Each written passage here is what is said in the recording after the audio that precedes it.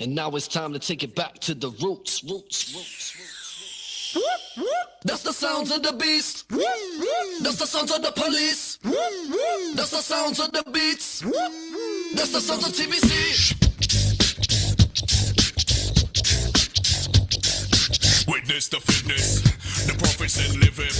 One hope, one quest. Oh, come on!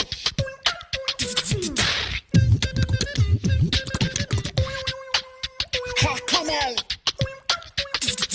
Do you really want to party with TBC? Oh, come on! You mix it up, go!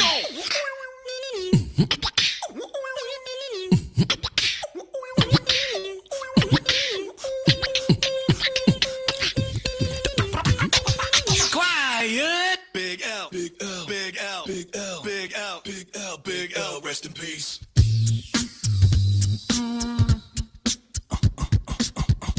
Do you wanna mess with this? A gangsta, one of the best yet. Serial killers, yeah. Serial killers. Got the yearning, got the earning, but the earning herb. Yeah. Rock me, shop, rock me, from the bomb. Now throw your hands in the motherfucking air and wait the motherfuckers like you just don't care. Yeah.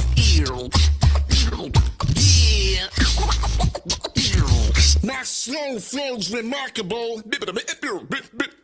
Biggie, kick in the door, wave in the 4-4. All I heard is Papa, don't hit me no more. Kick in the door, wave in the 4-4. All I heard is Papa, don't hit me no more. It's been a long time for me to step to without a dope beat. To step two, step two, step two, step two, step two. Stand up.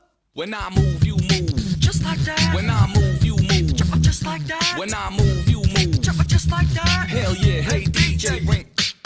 Hey, baby, I got your money, don't you worry. I say, hey, baby, I'll be on the room.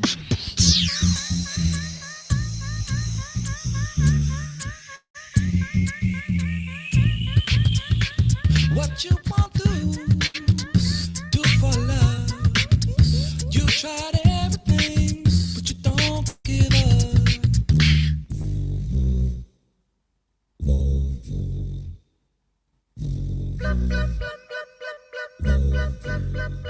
Guess who's back?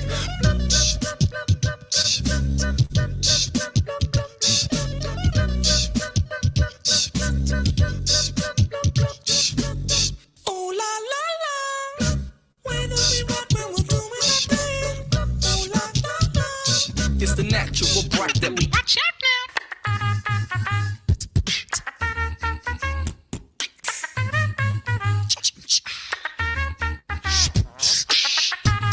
Get money, get money, get money, get money. Just like music.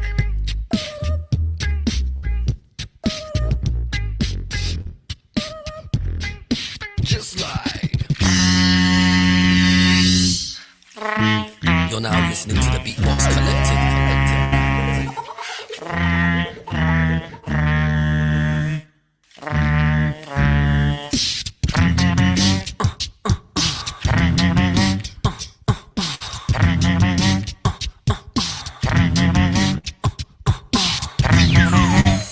Get the fuck up.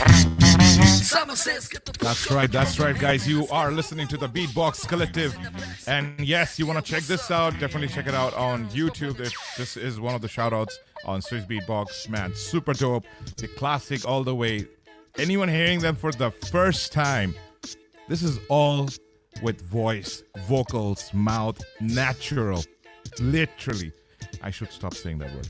Anyways, get ready. You'll see my beautiful face in just a few seconds. Meanwhile, let the beat drop.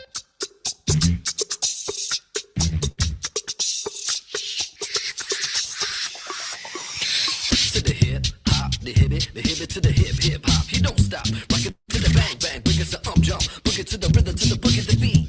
So what you hear is not a test, it's a sound to the TBC. Everybody now, you better make some noise and get the fuck up out your seat.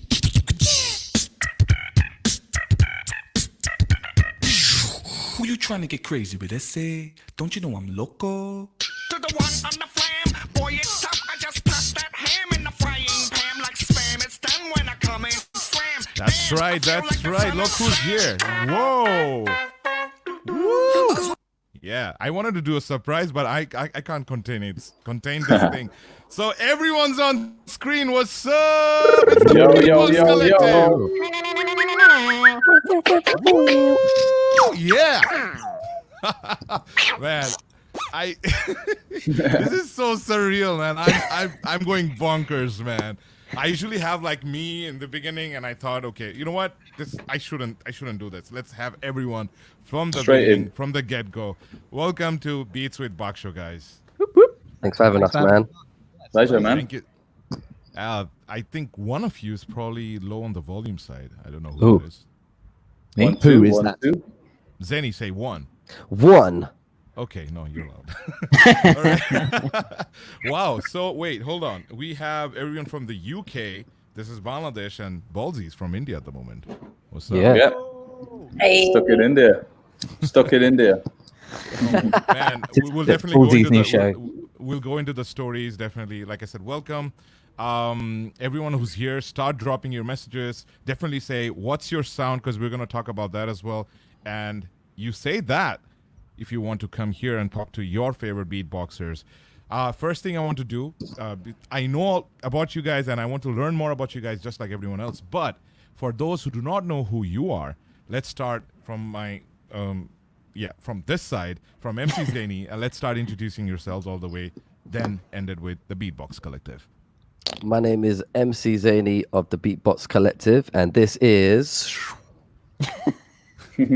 Smooth. Is that me? You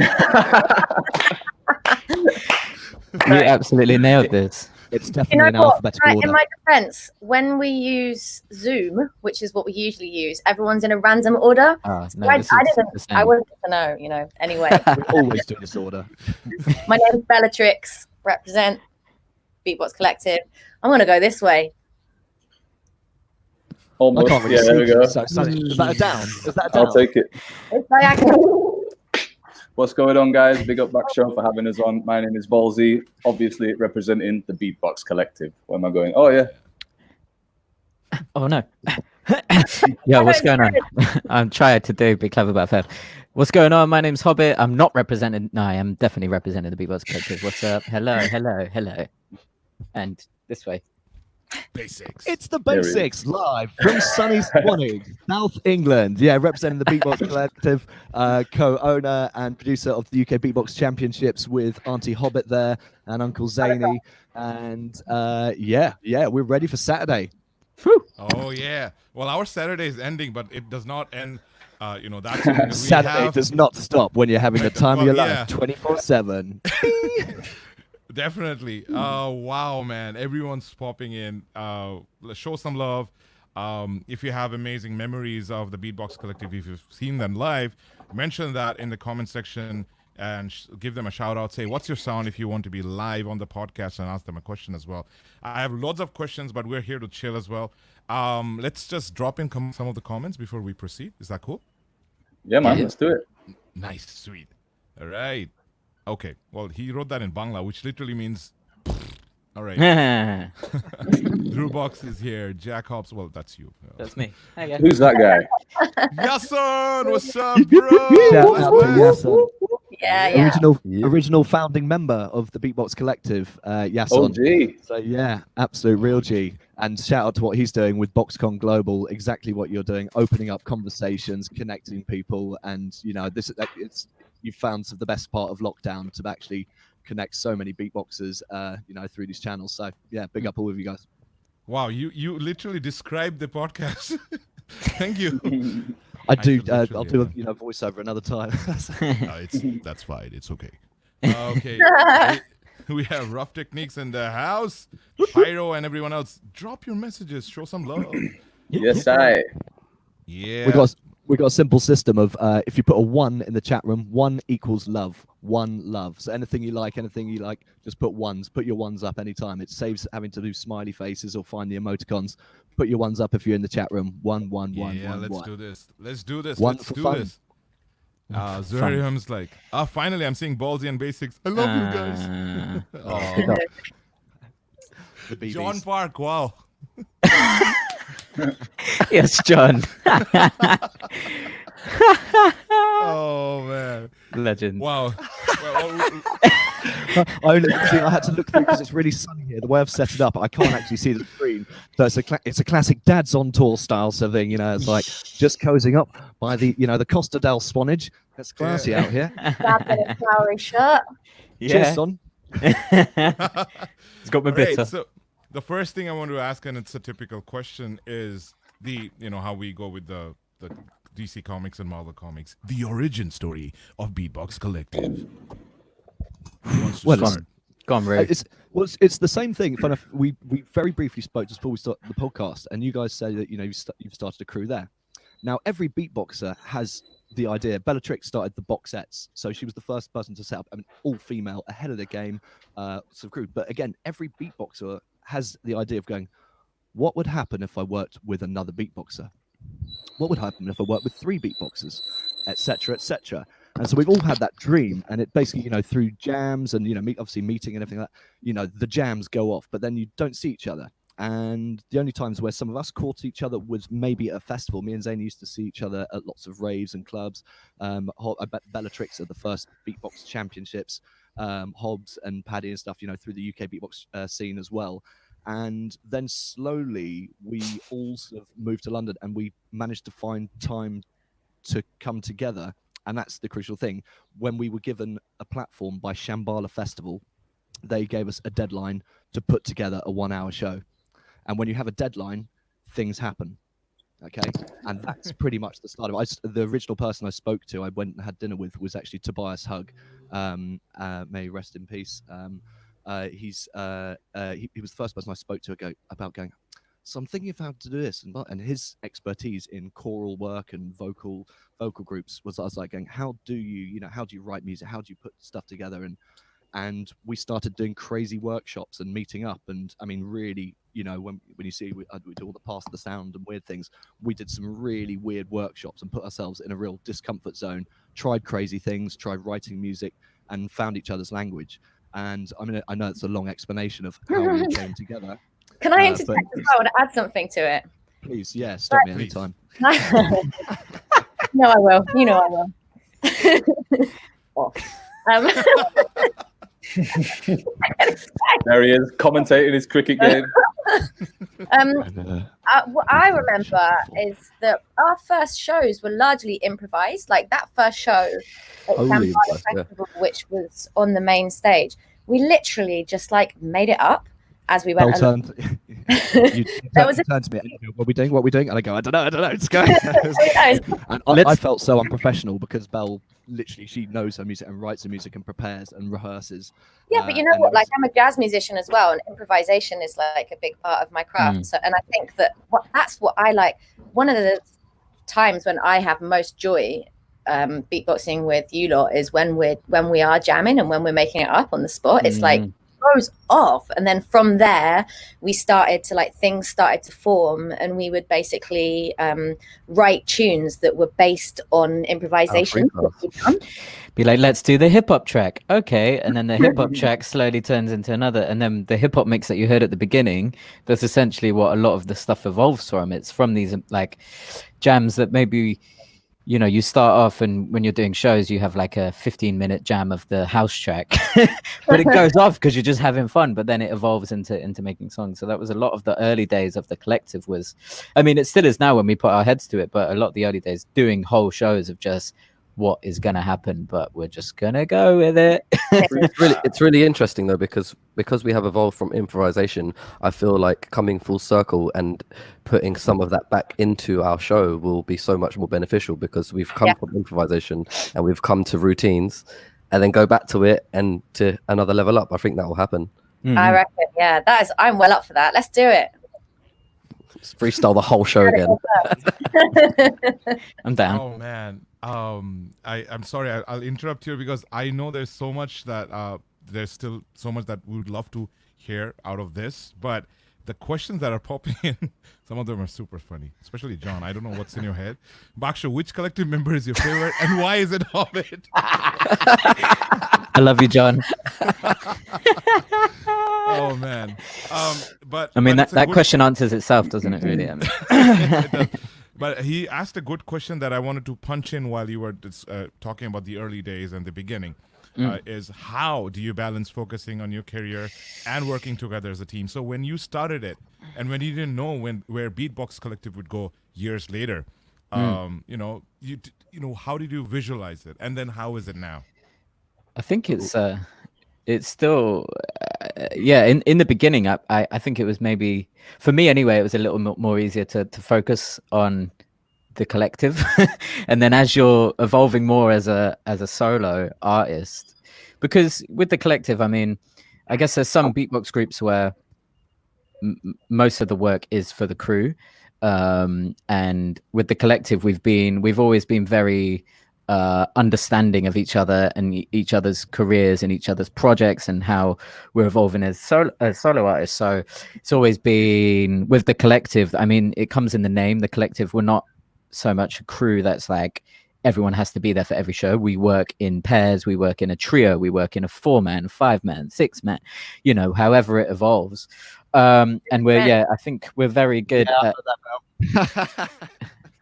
person sorry, 3-person, 2-person crew, 3-person, 4-person or 5-person performances. And yeah, we've always been very understanding of each other's like what they want to do and what they've got going on. So like it was even when, like, for example, Basics, when he went away and went traveling for a few months, but we cracked on and did stuff. And the same with Ballsy, he's been on long tours, and you know, you find ways to adapt. But it is always amazing when we all come together and we're like, we are pretty damn good when we're all together, though, aren't we? And we really do get stuff done, and it's amazing. But it's an interesting thing, and I mean, we're very lucky, us as beatboxers in the UK and performing all over the world. We've been very successful as solo beatboxers, whether it's touring solo or with different groups or different acts and stuff. But then we do, you know, you do have to find the time, and we really do give the time to the collective when we can and make it happen.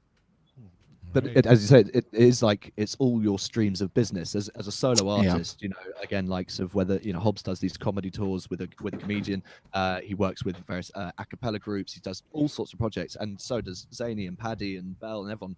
Probably not me though. No, but like, but basically, everyone has all these different projects, and they're all streams of your income. And when you're sort of saying how do you balance career and the Beatbox Collective, well, they're all in one. And obviously, some people, if they we all have beatboxing. Everyone on the screen here has beatboxing as their full-time thing.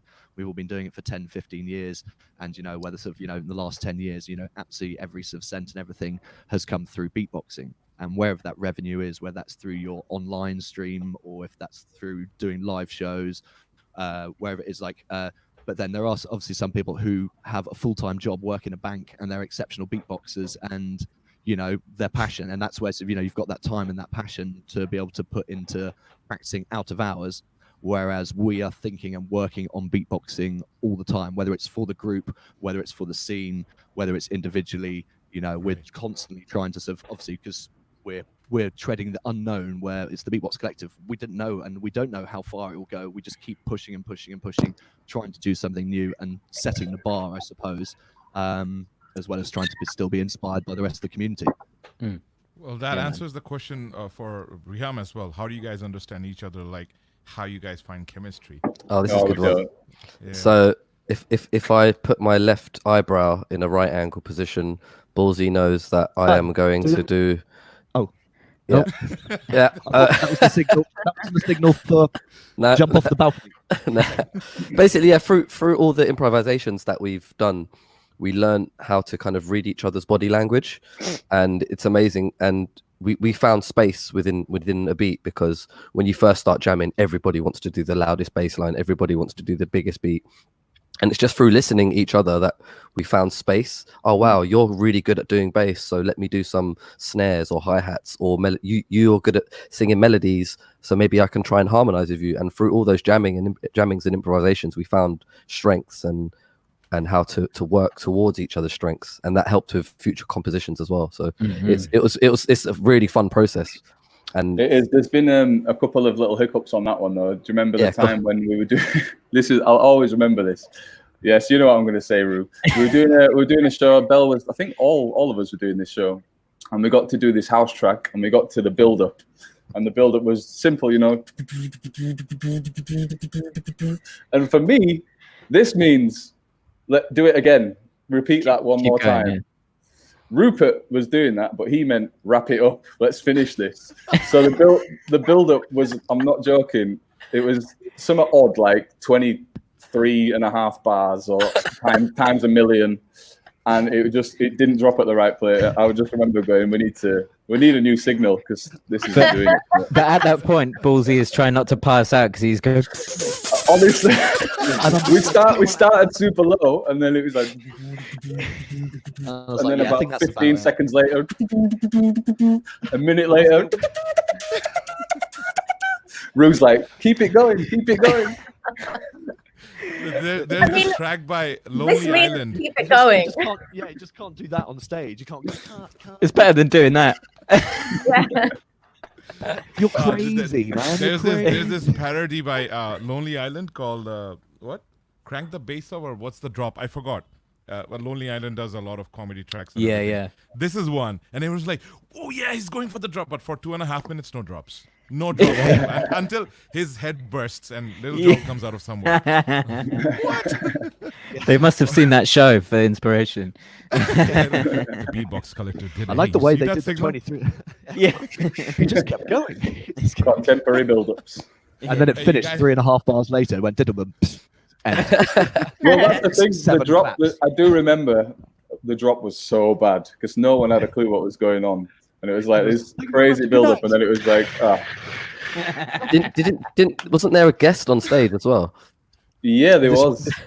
This is why I didn't want to go cut it. I was trying to go wrap it up because this guy kept losing the beat. We invited someone up on stage and he kept losing the beat and kept losing it for about 5 minutes before this. So, you know, it was that bit where it's like, you know, it was like going on and stuff. But like that bit, I didn't want to sort of like go, right, let's cut this guy quickly and stuff. But it was literally going, wrap it up. And I was going, come on. And Belle, you were there. I won't say it more, but like, yeah, it was that stuff. What was I doing? Was I being terrible? No, it was your student. Oh, I didn't want to say that. So I'd brought someone on stage to give them an opportunity on stage. Absolutely, but that's. I remember the confusion actually. I'll clear it up. I remember the confusion. Belle got him up on stage, and he's a really good beatboxer. But I think there was some confusion. He thought he was doing a solo. So when he got the mic, he started doing this, but we kind of all started slowly, and he just did a solo kind of thing. while we were doing a house beat in the background, and then Rue was like, "Keep it going, guys. This is great." Do you remember that? I don't remember. He absolutely hates me, this kid. Yeah. It was great. He did a solo afterwards. He actually did a solo afterwards, and it was really sick. He smashed it. Was he a child? No, he was good. He saved the show. He was a teenager. He was like 14 or something. I'm not sure. Anyway, it's on time ago. But should we move on? This is Anyway, should we beatbox counselling. Should we wrap up this section? Or...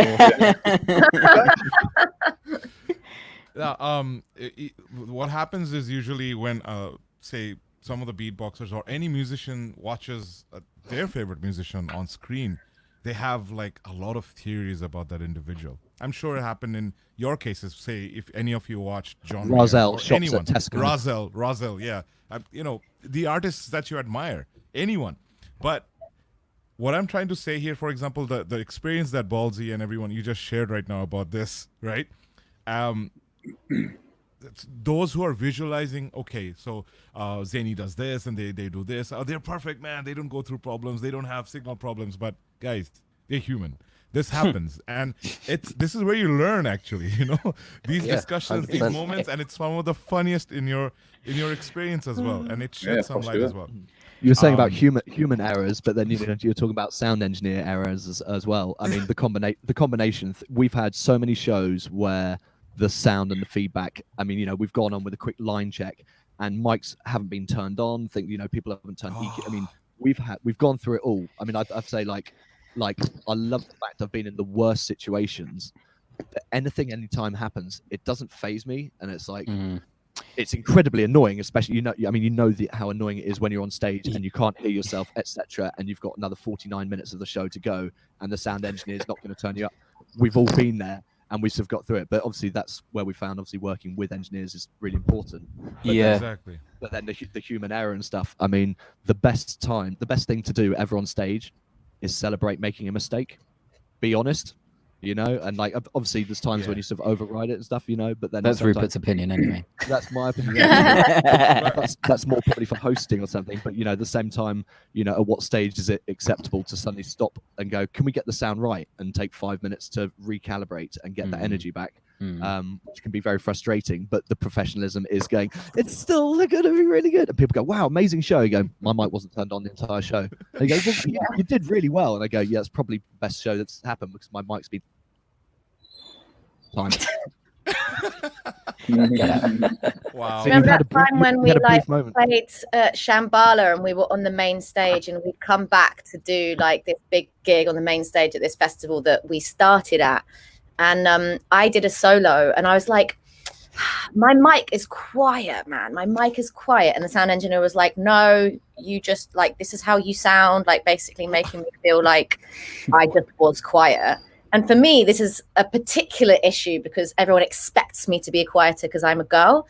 And I got to the end of my solo and I was so sad. And I just went to Hobbit, like, give me your mic. And I beatboxed into his mic and it was loud. And I was just like, see, it's not because I'm a girl. The whole crowd went, whoa. Like I remember and that. It was literally like, proved a point, shut their sound engineer up and go. Oh my God.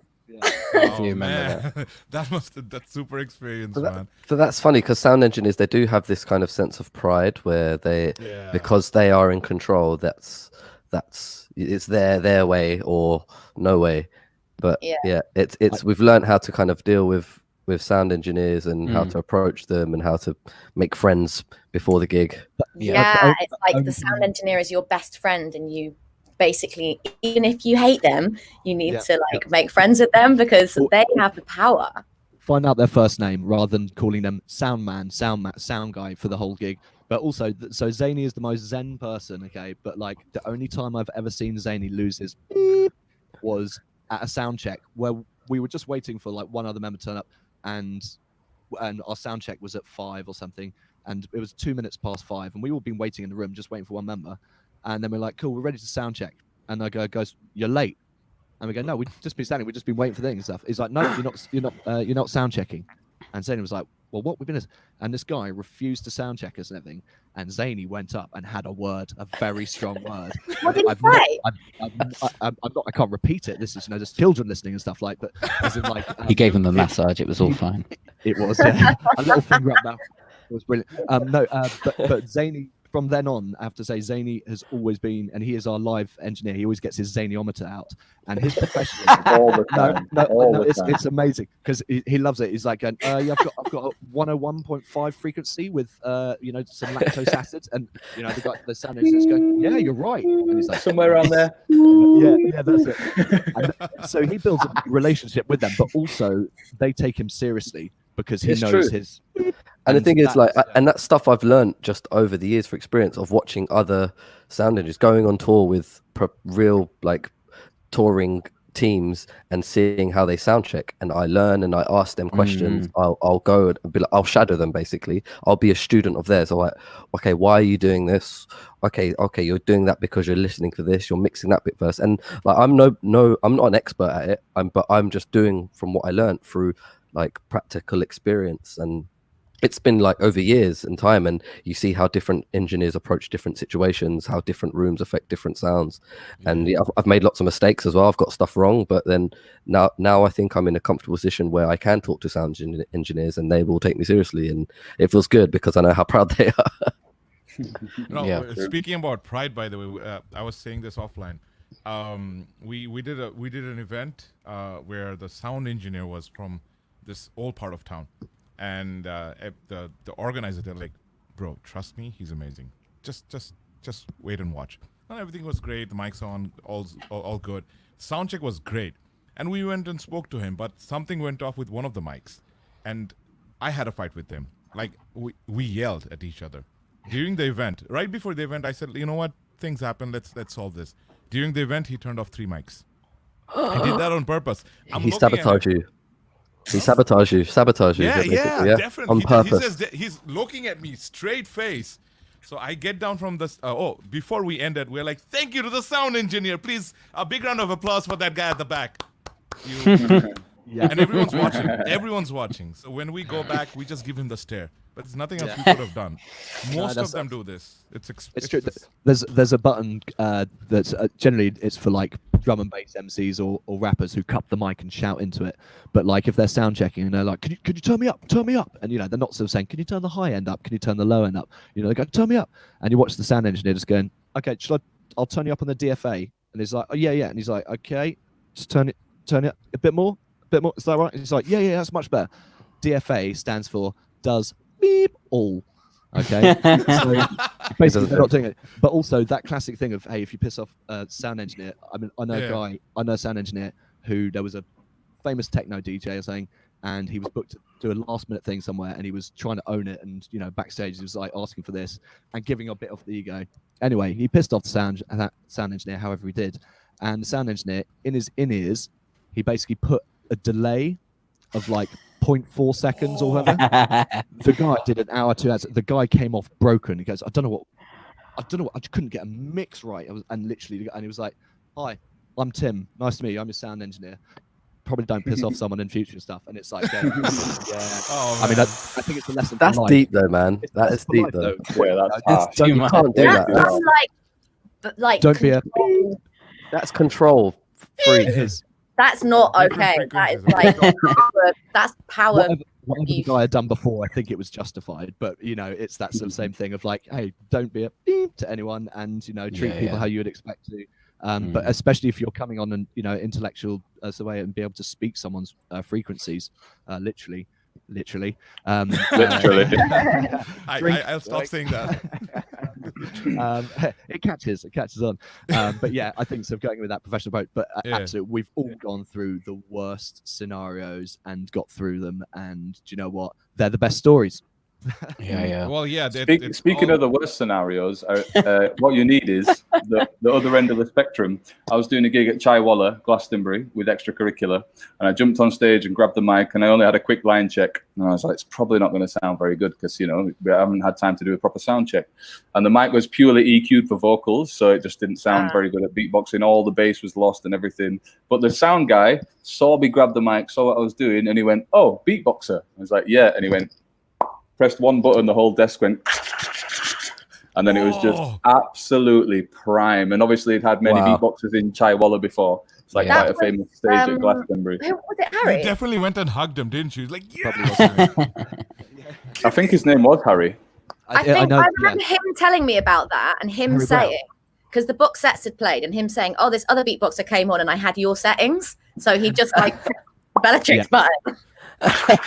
He's like, just press the Bellatrix button. It's fine. He's actually Harry Brown's actually the guy who's doing the sound for Sky Sports. Oh, that's Harry Bishop. Different one. Harry Brown, different. Sorry, he's doing Sky Sports. Anyway, move on. So, a quick one. Just what is the classic thing when you do go up to a sound engineer and go, "Hi, I'm beatboxing," and you go, "Have you ever engineered a beatboxer?" Where they say yes or no, but what's the first thing they do? They go, "What? So low pass frequency or something? What's like that presetting? Low pass filter. Low pass filter." They always go for that, and you have to always stop them from doing it. Like it's a predictable thing. Anyway, I think it's just because they think it's vocals. So 99% of vocals you EQ and you will take a bit of the bottom end out. With us, it's like, no, turn that up. You need the to be coming through, Like we'll have to have like different conversations. The sound for the sound engineers and everything. It's like we have to build up a language. Anyways, future. I hope something comes up. Speaking of languages, there's a very, very interesting question. And it's great that he brought this up. One example would be Trung Bao, for example, how he uses Vietnamese, and kind of, uses the accents to do with his beatboxing. So I have some curiosity about your British accent and the accents that each of you have from the sides that you are in. I'm sure it differs a bit by bit, because a lot of language has some kind of effect on beatboxing, like our language, Bangla, because the letters that we have, there are certain letters that we pronounce that probably isn't there in Arabic or in English or in some other language. And he ends up talking about Xhosa, I think that's how it's pronounced, Mongolian language. They do a lot of bass, spritzing stuff. and Vietnamese language. So is there anything in the form of English that you have and the type of accent, does that give you a benefit on beatboxing and the sounds that you give? I guess the only way to compare that is if you speak other languages fluently to have a really good comparison. But the English language, I guess, if when you're speaking, it has a lot of diction on all, like when Bell says, with contact points when you say that. So I guess doing a lot of percussive stuff kind of works a lot. I wouldn't say easier, but it's really hard to answer that question accurately because if we don't speak in those languages as well. Right. But it's but I mean, I think the question is like, as having a British or English accent, does that help? Is there any benefits to your sound? Basically, accent in general. Yeah. It's like So I can just interject and say no, not for me, because if I'm lucky to have traveled a lot and I've had to change my accent a bit so that people can understand me. But if I were to talk in my normal accent, it's pretty much like this the whole time, and everything's just monotone. So there's not really much you can take from that in terms of beatbox. So no, the English language maybe, like the bucketiki fucketiki, all that kind of stuff, but not actually accent, because I'm from up north and we just sound monotone all the time. It's like the French flow, like French rapping flow. It's like, it's got a beautiful flow and a bounce to it. And that's, I don't know whether that influences over into their French style of beatboxing. Big up to all the French beatbox scene. I absolutely love their styles and the way they push the scene. Like wearing a French beat. French champs. On, Hobbs? Just chucking plants around, guys. Don't worry about me. Carry on. We have a very good question. Sorry, Basics. Just wanted to ask this as well, because John asked it quite a while back, and this is for Bellatrix. Did I say it right? Yes, nailed it. Yes. Okay. Yeah, no, you smashed it. Could you shed some light about the challenges you've had to overcome as a woman? Women would be a lot in the beatbox scene. Yeah, I mean, this is like obviously such a massive conversation, but and there's I can't kind of I won't go into it in too much depth now. Part of it is to do with how you're always seen immediately as soon as you walk into the room, which is like essentially not like probably not as good as you're seen as, not as good as, like, when it comes up when you're on stage. A lot of the sound engineers with the Beatbox Collective, there's many times when the sound engineers have thought, she's a singer, I'll EQ her mic like a singer, and my mic has been quieter. And then obviously there's a really good article on humanbeatbox.com at the moment about sexual misconduct within the beatbox community, which I haven't read yet. I've just got it on my phone. I'm about to read it when this is finished. But like, as a young woman, there was many times when I was basically fell up. Literally, guys from the beatbox community would touch me when, like, it happened when I was asleep once, and there was loads of other people in the room. It's like I've been groped. There's been, and as a young woman, as a girl, my kind of I felt like I couldn't really speak up about it because I was already so kind of worried about wanting to be accepted as this other, that I would be like, I need to be quiet about this. And then also you kind of build a narrative about yourself, which ultimately means that you end up kind of believing in the walls that are kind of systemically around you. So if you're seen as not as good, you can then sort of start to believe that you can't be as good. So, there's a lot of young women that I have taught who believe that they can't be as good because they're girls.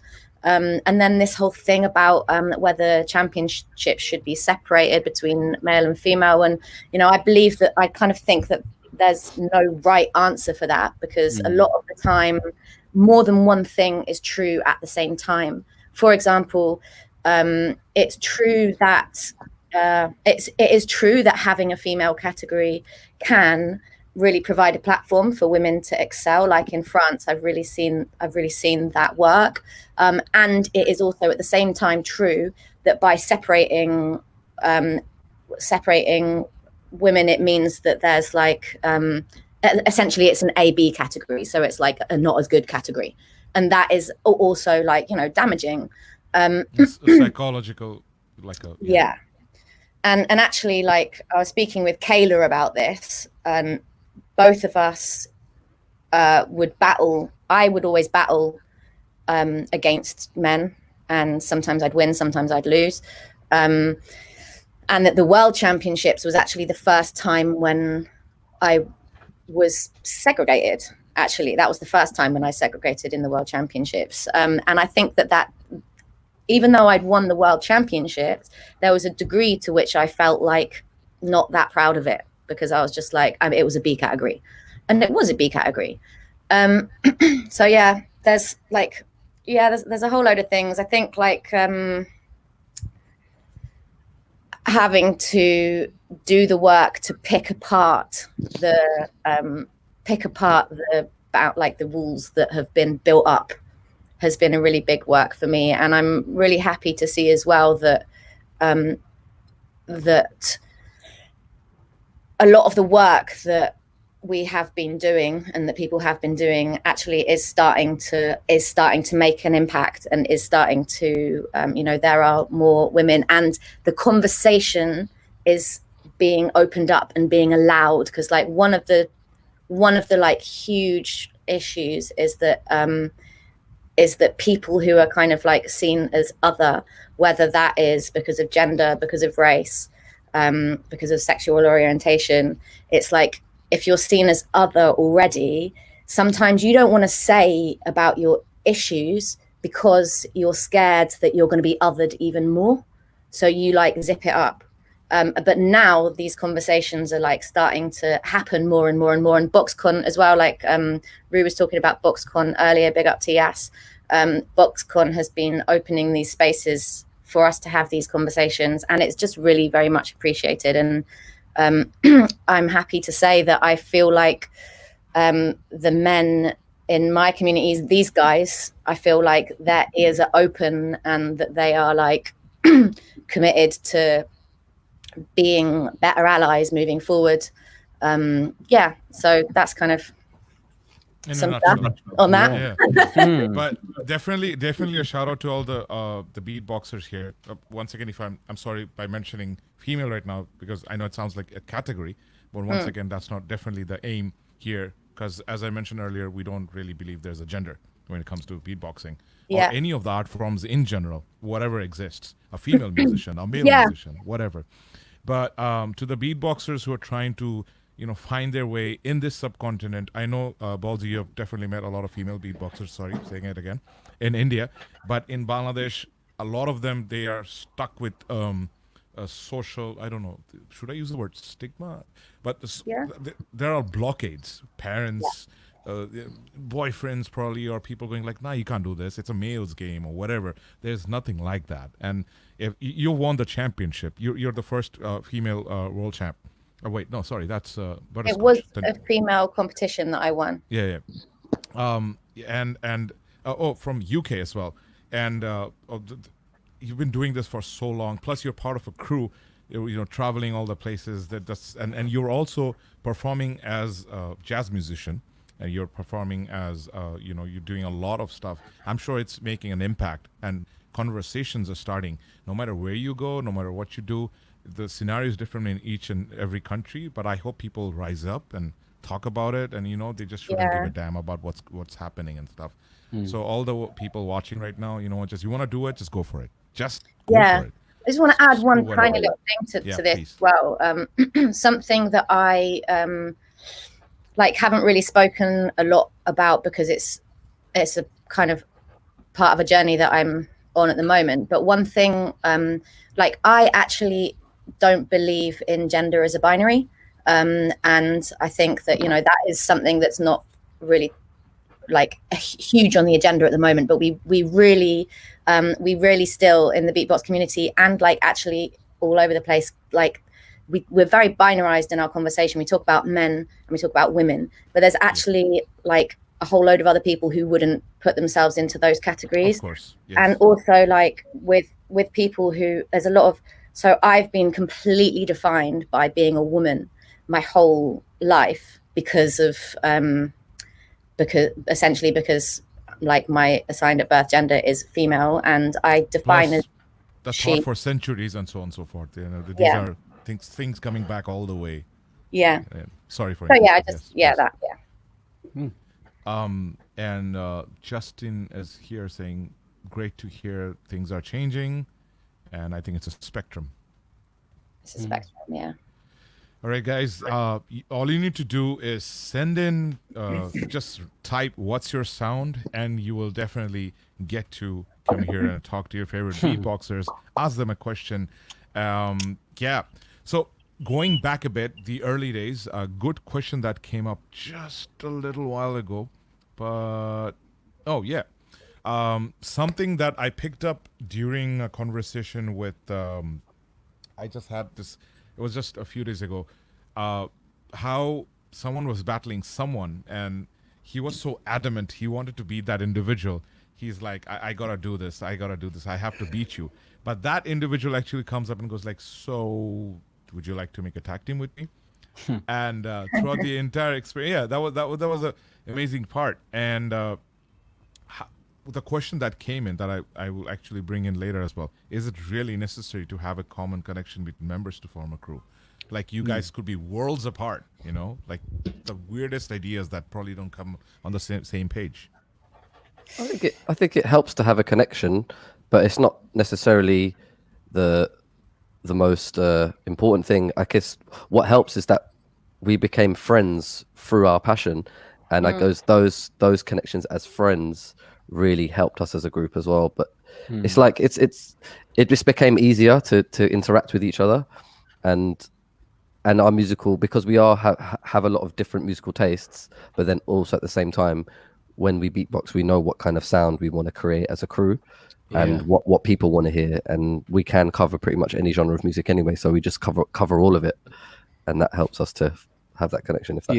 And I think it's like you might jam with someone or beatbox with someone for the first time or whatever, and you don't really fully connect, but then you kind of grow with it. And even now, as a crew, when we're rehearsing songs or whatever, we'll have arguments or disagreements and be like, nah, we should do it this way. It's like, no, that won't sound good. Why would we do it like that? And then you find a way around, and it might feel like an argument at the time, but it's, you know, it's for the greater good.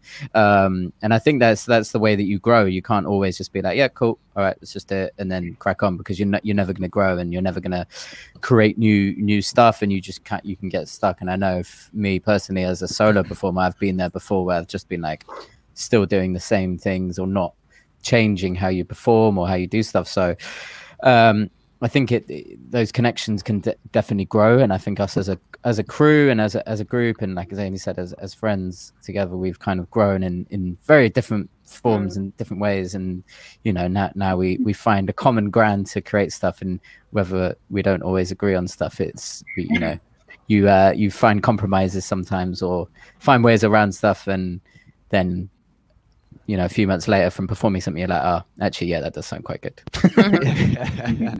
well, Also, we're from like such different backgrounds from each other. Like we're all from really different like families and sort of like social backgrounds and musical backgrounds. So that way we wouldn't necessarily be that connected if we didn't have beatboxing, which is like very true. For sure.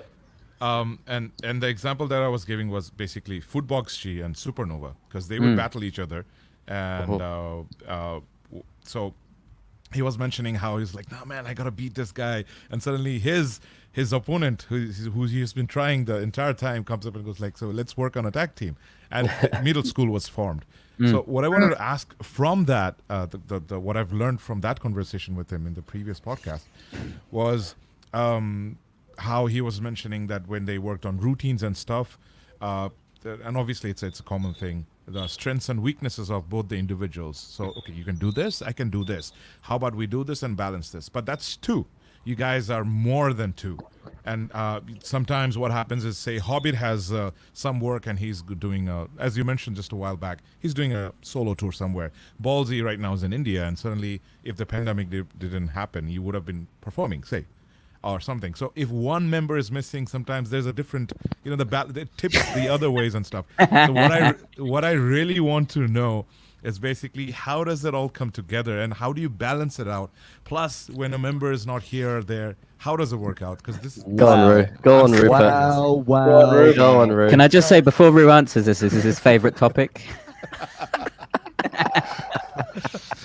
all right. Remember, you can mute him at any time. I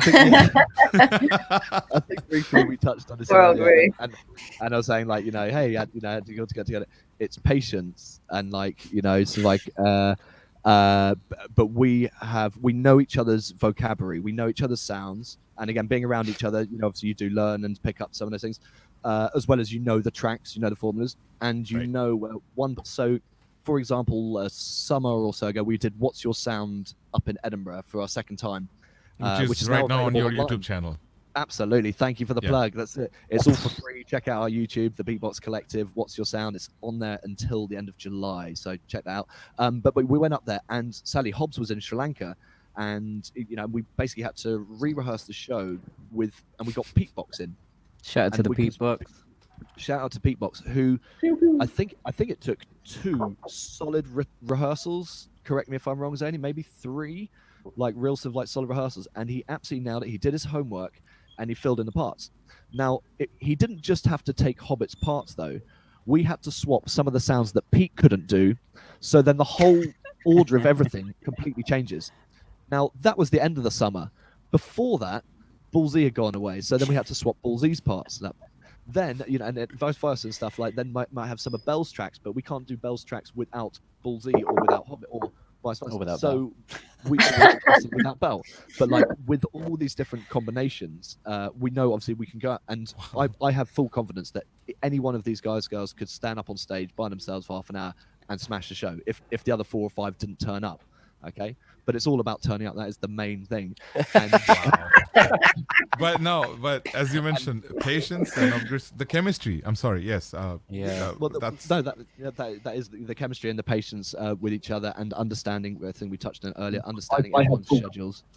But everyone, the way it takes one rehearsal generally to reorganize that. We've had Grace come in for some shows as well. Grace did it and just completely learned the entire show. But we do have to swap parts, so you'll have to, But after doing that about 5 or 6 times in the summer, it does get really confusing. Which version is this? Is this the bit where I'm doing the trumpets, or you're doing the trumpets? Oh wait, it's completely, and you have to re-rehearse it. Which, as Hobbit said, like when you're doing the same material, you just want to write more, but because you are in that little strut, and again, everyone goes, "Oh, Rupert loves talk it," because it is frustrating to sort of when we know how much more time we could spend together creating so much more, again, but then every time when that show comes, someone's away, and you cannot stop someone from doing their booking, their passion, and that's where the crew have that exact vibe of going, cool, we can pick up the slack. This is, it's just imagining it is amazing because all the videos that I've watched, we have watched actually, there's so much happening. It's absolutely beautiful. Plus those who have joined right now, and if you're hearing them for the first time, you've missed out a lot. But then again, you haven't missed anything because there's a lot of content you can check out. Check out the description below. Everything from their website to their YouTube to their Instagram, everything's there. And do check out the beatboxcollective.com. Everything's there as well. You can just link through and just proceed. Thanks, Yason, for the links as well. It's there. Thank you, bro. Yes. And do like and subscribe, by the way. So the question that I want to ask, leading to what's your sound that you've uploaded recently on your channel from one of the recent shows, one of the shows, is the format. You do this 1 hour plus performance, and there's so much that happens. And one of the most interesting thing, I guess, when basic starts is the audience interaction. You're like, "Yeah, do the sound," and you're like, "Oh, see, everyone does that." So I would love for you to describe this whole performance and the idea behind it. Yeah. So we yeah, like we said, we've been performing for a few years, and we've got very used to, we're doing a lot of music festivals in the UK, and we're very like comfortable playing festival stages and being able to arrive 2 minutes before and doing like, yeah, let's do those songs and have a jam. Yeah, it'd be cool. And we can, we know we're very comfortable that we can smash it on those stages because we know the vibe, we know the energy and whatnot. But there's a big arts and comedy and music festival in the UK, in Scotland, called the Edinburgh Fringe Festival. And the Edinburgh Fringe Festival, we have shows from, like I said, from everything from comedy to theatre shows to music to everything and anything. And we decided, I think in 2016, we decided to write a show for the Edinburgh Fringe Festival. And we were like, let's write a show that's not just a beatbox show, because we know that from experience, an hour just solid beatboxing going in can get very boring for a lot of audience members. So we were like, let's write something that we do stuff that we enjoy. So we enjoy beatboxing, we enjoy, comedy, messing around on stage and having fun, and then putting some theatrical elements into it. So we wrote the show, an hour-long show, which has all these different elements. And and we took it up to the Edinburgh Fringe Festival for 2 weeks. We performed the show every day for 2 weeks, maybe, and doing lots of other shows as well. And it got really successful. We had some 5-star reviews, and it was truly amazing thing to do. And then the video that you've seen that's online now on our YouTube, we decided to do it in London to an audience of like friends and family and anyone who was around for that, but with full production of proper lights and really well made lights, really well made sound, to make it an actual show and kind of do something that no other beatbox group has done before, in that sense of in a kind of different element and a different way. If anyone wants to add anything. Also I think the creative process of that was very interesting for us, because we knew we had a lot of material, and it was putting those materials and creating a narrative for it, because I think that was the biggest challenge, is how do we create a story? How do we create it as a journey? Segues. And then we thought, well, what does everyone want to know? And everyone wants to know, how did we form a crew and what's our experience of becoming a crew? Which is then that split up into the scenes. So you had everyone does a solo at that points in the show, but then it's like, okay, what's your strength? I came from a garage MC background. Rupert did loads of impressions, and then we all did the battle. We all came from the battling scene, so that was a scene in the show which I think is very, very good and funny, because it gives the crowd an insight into the beatboxing culture and where we came from, and it's just tying that all together into with a thread was really funny and challenging. And I guess for me, I didn't think the show would be as funny as it was until I first saw Miles do the first scene of Life in a Day, and I through every rehearsal, as soon as he did that facial expression, I would just be roaring on the floor laughing, because I just couldn't. No, that's when I knew it had legs. Yeah, like that was the hardest thing, was weaving some kind of narrative. It didn't have to tell like a whole story from start to finish, but yeah, that was the hardest thing. But I love how it's perceived from the outside when people see the show and they come up to us and they're like, "That's incredible! Like, how did you come up with that and all those crazy ideas of the television, this, that, and the other?" And it's like, to be honest, we just got in a room and we're just vibing and just messed around, and it was completely all ourselves. Like, it's how we are anyway. If we're bored in a room, we'll probably end up doing something similar to like the TV skit just for jokes, So that was like the creative side of it wasn't even too hard. It was trying to deliver it in a way that everyone could understand it properly, Yeah, and especially deliver it for an audience, like I said before, like with festival crowds, we know that they're there for a party. They're there to discover something random and stuff. And the Fringe Festival is in the same way, but it's definitely a bit more. It's more engaging. It's sit down audience. Yeah, and a bit more critical, I guess. Well, you actually have reviewers sat in the front row like this the whole time. Yeah. So that's a bit nerve-wracking. Yeah. Fun enough, so even the question like how did it come out? Fun enough, we got asked the same question. Me and Experimental. Shout out to Experimental, by the way. It's not with us on the. Wherever you may be. Yes. I've just got some suntan lotion. Yes. Dad's on tour. I was wondering when you were going to pull that out. Yeah, trust me. I could see you struggling. It's kicking. What's the yeah, cricket redder, score, redder. Roo? What's the cricket score, Roo? It's 6. It's a lovely.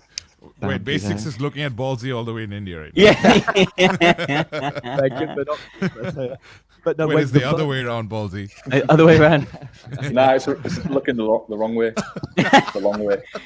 Set of mirrors around. So the first night we went and when we first did our show, amazingly, we run the show around the kitchen table in our apartment 1 hour before we were meant to be there for sound check and everything like that. You're right. And we Flipping managed hell. to time the show. And if you go over an hour, then you get charged more for the space and everything like this. Yeah. And it's real stuff cut there. But like we managed to do it just under an hour. And we're like, okay, that's it. No. Right. Did the show. Show went amazing. And all the pieces that we didn't know would work went amazing. We got great reaction. We all went out, had a few drinks, had a late night, all lost our voices. And Not basically me. like not yet, no, not the professional me. stuff. Always me. Only the classic Zany. Zany. Like, if Zany can't go in the morning, we know we're beeped for the day. But like that's where you have to change a lot of the parts and stuff. Like we next night we went out, or that night we went out, and this guy asked me and Miles. He goes, "So why are you doing Edinburgh?" And we're like, "I don't know." He's like, "What are you doing it for? Are you doing it for the reviews? Are you doing it for the money? Are you doing it for the exposure?" And we're like, well, I mean, sort of all the money wasn't really a priority, but again, essentially what we tried to do as the Beatbox Collective and asking people what your sound is, we are trying to get beatboxing into the public. And Right. if you can invite people in, people will be scared off by a 1 hour beatbox show. People go, I don't think I could do that. Everyone is rewarded by coming to the show. I'm not just saying that to arrogantly and stuff, but everyone goes, oh, I thought it was just going to be beatbox. I go, yeah, it's got some funny bits in, and it's got a bit of, again, it has got a bit of a narrative in a sense, but it does welcome people into a world and gets everyone to realize, God, I used to do that. I do that in the shower. God, my husband was doing that. Hey, and it is all whistling, it's expression, and you're essentially sort of saying, look, we're going on stage and we're just going boo, but you can do it too. You can, if you want to take it super seriously, yeah, go and practice, research it, find out more and stuff. But we want Buy to a show. t-shirt. Yeah, buy a t-shirt. They are online now, by the way. Yeah. Oh, Good plug. Yeah, guys. definitely. Just before we move on as well from the What's Your Sound, we have to give a massive big up to Nick Dudson. He's a producer of a few different shows, and he helped us a lot for that first Edinburgh show. I remember he was in the kitchen with us, and we were running the show for the final time 1 hour before we were actually supposed to take it on stage for its debut. And he was like, maybe we should, he helped us a lot. So shout out to Nick. Yeah, it's very important to just mention for the Edinburgh Fringe Festival, for anyone around the world who doesn't know, it's a very kind of prestigious, in a sense, arts festival in the UK that groups from and performers from all over the world will come, because the review, like Tom Thumb has performed there, bunch of beatboxers has done stuff, and myself, Ballsy and Zany, we've performed with a cappella groups there as well. But it can really make or break a show, and if you get good reviews, then you can use those reviews to tour. You can go to other festivals in the UK from the back of these reviews and from the accreditation they get. So it was kind of hugely important for us, but also we kind of, in true Beatbox Collective style, we just jumped in and thought, let's just do it. It will be fine. And so many people were saying, like, wow, if you're doing it for the first time, you're not going to, it probably won't do well. You won't make any money and you'll probably lose everything. Yeah. And when we actually came with a little bit of money, which is not the incentive, but £2 million. It was incredible. We spent it all already. No, but we made a little bit of cash, and it was a bonus. It wasn't the incentive; it was a bonus. It was like, wow, we came out of it and we didn't lose pocket, and it gave us the confidence to know that it works, and we can now take that show in that setting. Evolve it if we want to, change bits if we want to, but now we know we have that as a product, as a thing that we can sell. What's your sound? And, speaking of product, by the way, you guys can definitely order their t-shirts, and the link is there. Do check it out. Yes, So anyone yes. wants the Beatbox Collective T-shirt? There's actually Go sweaters jump and on it. hoodies on there as well. So go get Oh, there you involved. go. Boom. Miles Yeah. lost all his socks. Yeah, yeah. Always, every time. Did you say Left them Miles at lost? Glastonbury. I thought you were about to say Miles lost his hoodie, but that's Oh, another. well, he did. He didn't lose it; it got stolen by one person. Anyway, that's another story. Enough Messages. Miles went to Glastonbury this year and it wasn't even on. He's just in the field. It's like, yeah, the set's gonna start in a minute. Oh man. best. This is everyone who's asking about the entire crew, but of course I want to go into the individual contributions as well, because each time when you're working as the crew, sometimes, as I mentioned a while back, Bellatrix has to go do a show somewhere, and say Zany has to perform. You've performed with Jay Sean, you've performed with other musicians as well, if I'm not mistaken. Hobbit does voiceovers as something I really love, by the way. Basics, I believe, because he seems to do that quite a lot as well. Yeah. Ballsy He's the Ballsy voiceover. does stuff. Yeah, yeah, definitely. I don't know what he's saying, but all right. No one knows. Don't worry. Not. I know. Each time, see, I believe it helps you grow not only individually, but as well the idea that you have as the collective. Each time you do your shows and your stuff, you're actually growing individually. You're coming in, you're sharing your knowledge with each other. Exactly, It's yeah. amazing, right? And the Yeah, it collective word kinda- comes in. That's what I was just going to say. It says it on the tin. It's not the Beatbox group. It's the Beatbox Collective, because Right. you know, it's not like if you don't turn up to this gig, you're fired. You know, Rue might say it sometimes. He's got his boss hat on True now. story. That's what he wears to rehearsals every time. Just doing my duty, man. But it's Oh, but man. I think like what you're saying, yeah, because we do all our solo things, and we're just adding more knowledge to our shows. So when we do come as a collective, like you're saying, the things that we are learning, we can implement. It's like, oh, I learned this new kind of way of structuring or doing a warm up. Let's try it with the collective to see if it works, and then everyone will add their own experience, and I think it really helped us grow as a group and to perform as well, because we are confident individual performers. So now when we do perform as a group, as a collective, you can see everyone just having such a good vibe on stage. I think that's if a crowd can see you're enjoying a show, they're already in it. Even if they don't like the music, they can see, oh wow, they're killing it. And you can't help but get involved. And it's that transference of energy which I really feed off. Yeah, super true. Yeah, I think even one of the best compliments was like, you give each other so much space and you support each other so well, blah, blah. But it is when someone's doing a solo, you're bigging them up from behind or whatever and stuff, and you know their bits, and yeah, it's supporting everyone, and yeah, when that energy's on stage, it's the best feeling ever. Man, It is. wow. Even this, it's been an hour plus. I don't want to let you guys go, by the way. And it's still surreal for me just to, have you guys on the screen. As Basics, Hobbit, every one of you mentioned a while back, this pandemic, actually as negative as it is, as all the stuff that's bringing us down, the negativity, some of these things are positive. And I believe it will actually, I believe I'm having a good day. Night, day, well, depends on whatever the Time of time your zone life. it is. It's the time of your life, 24/7. That's it. And I'm sure everyone who's watching as well, they're like, oh my god, look, they're on screen right now. So yeah, I believe. Thanks for actually bringing us together on a Saturday. This is lovely. Yeah. And thank you for giving time. It's amazing. It feels so good. This week for us, the weekend kind of ended. For yours, it started. Ours is Friday, Saturday. Yeah, yours is Saturday, Sunday. Yeah. So what I wanted to point out is a lot of musicians, you have these blocks. Writers have blocks. Artists have blocks where they're stuck. They're like, I don't know where to go. I don't know what to do right now. Everyone goes through this. You go through this as a crew. You go through this as individuals. No matter what you're doing. But my question right now is this elongated time, this huge time that we're having. Each of us in different countries, different situations, a different way of handling stuff, and whatever resources we have.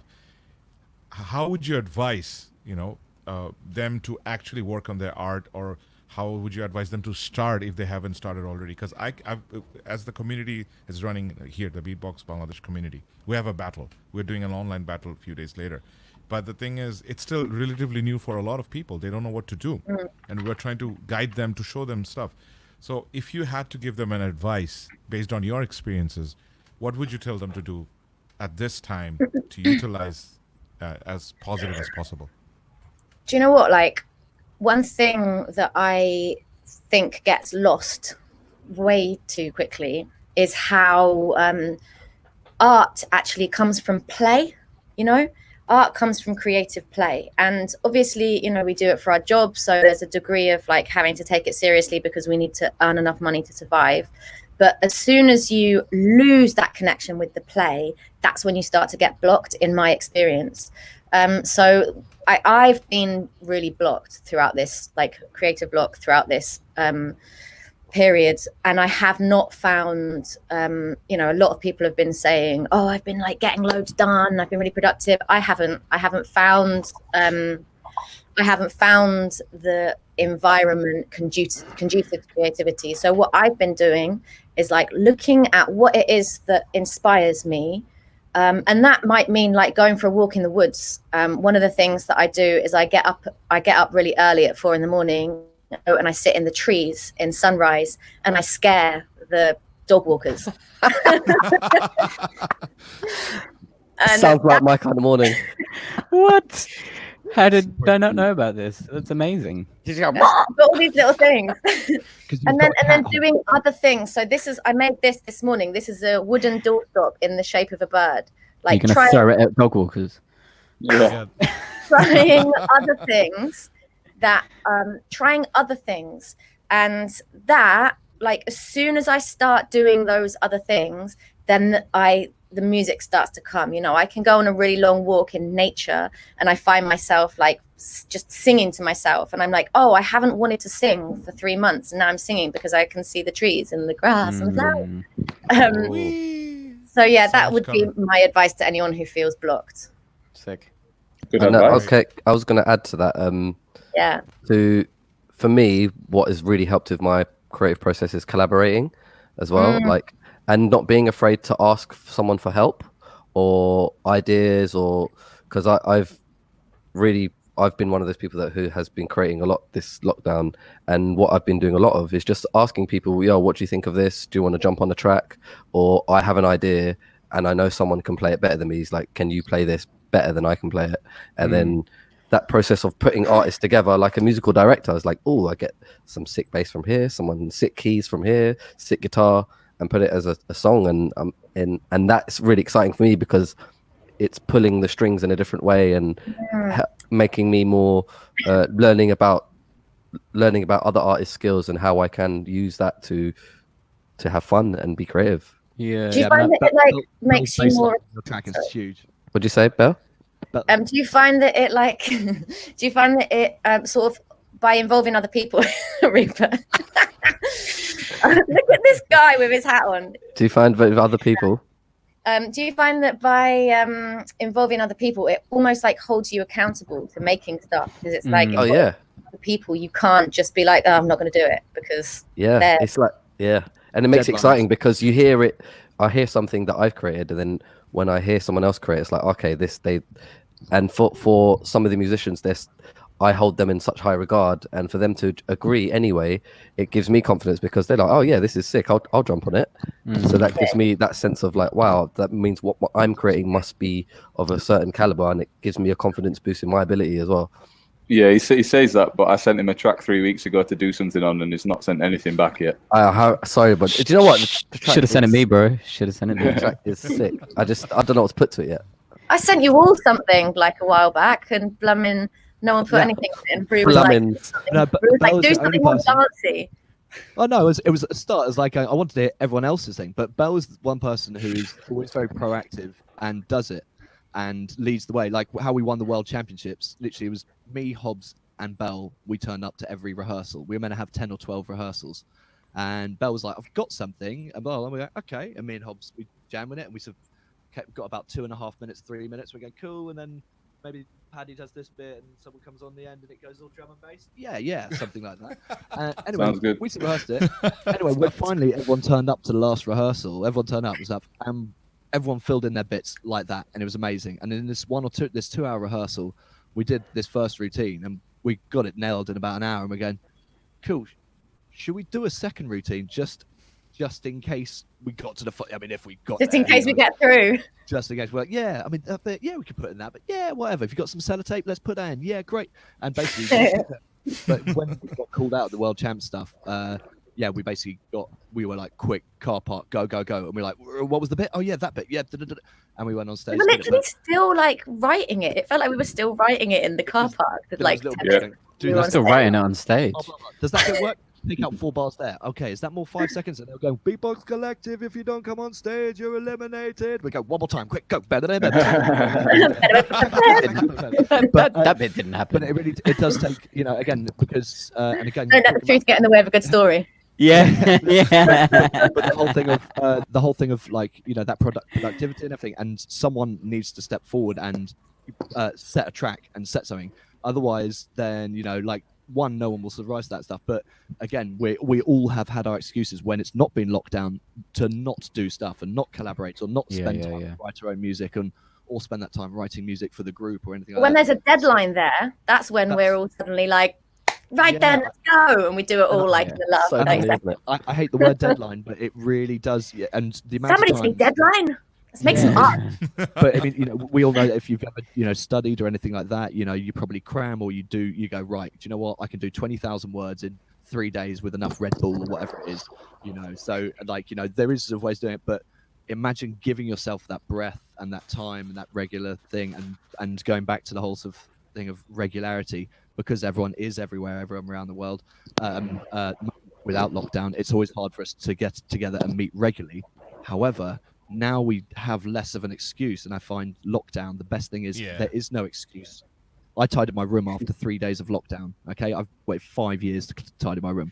Okay, I saw there was no excuse not to do anything, and it's given me a bit of extra time to do stuff. But again, to connect we've actually connected quite a lot through Zooms, and every time we do our workshops, we spend half an hour, 45 minutes, sort of having a chat before or after. And go, God, this is a great. Oh God, what? We never really sort of hang out enough and stuff. And it's like, so it's given us a bit of time to actually connect and chat as well as and I think develop your own. Yeah, and I think we're quite like going back as well. We're in quite a unique position at the moment where, like, for anyone who's starting to develop their career as a beatboxer or starting to beatbox in general, there's quite a lucky situation in the sense that a lot of people are open, like going back to what Zany said, like open to collaborations and open to feedback. Like I know I think Collapse is doing like feedback sessions, like live stream feedback sessions for beatboxers videos. And I think Chris said someone else is doing it as well. But then also like, I think Bass Ventura's like been checking out artists that he really likes, not just, DJs or whatever.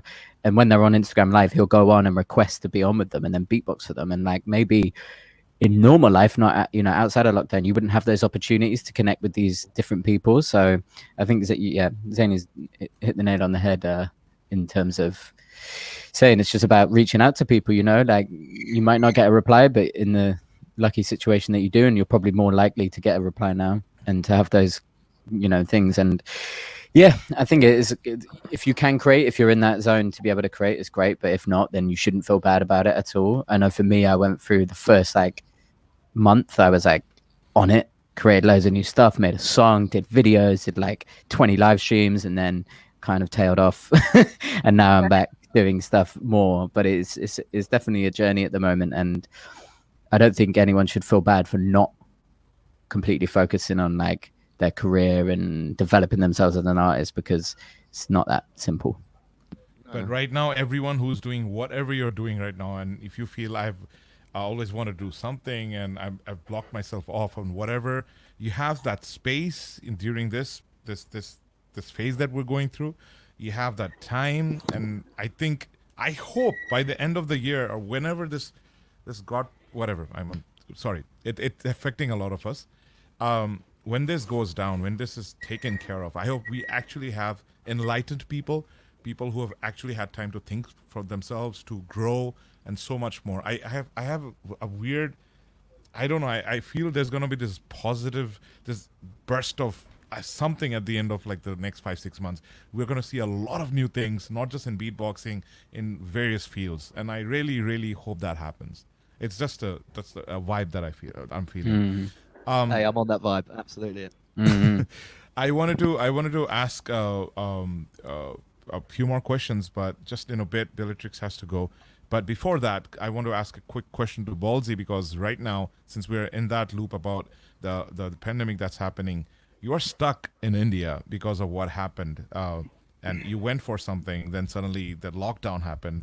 I have a lot of friends who stuck in India, who was stuck in Italy, and some friends from abroad who stuck in Bangladesh.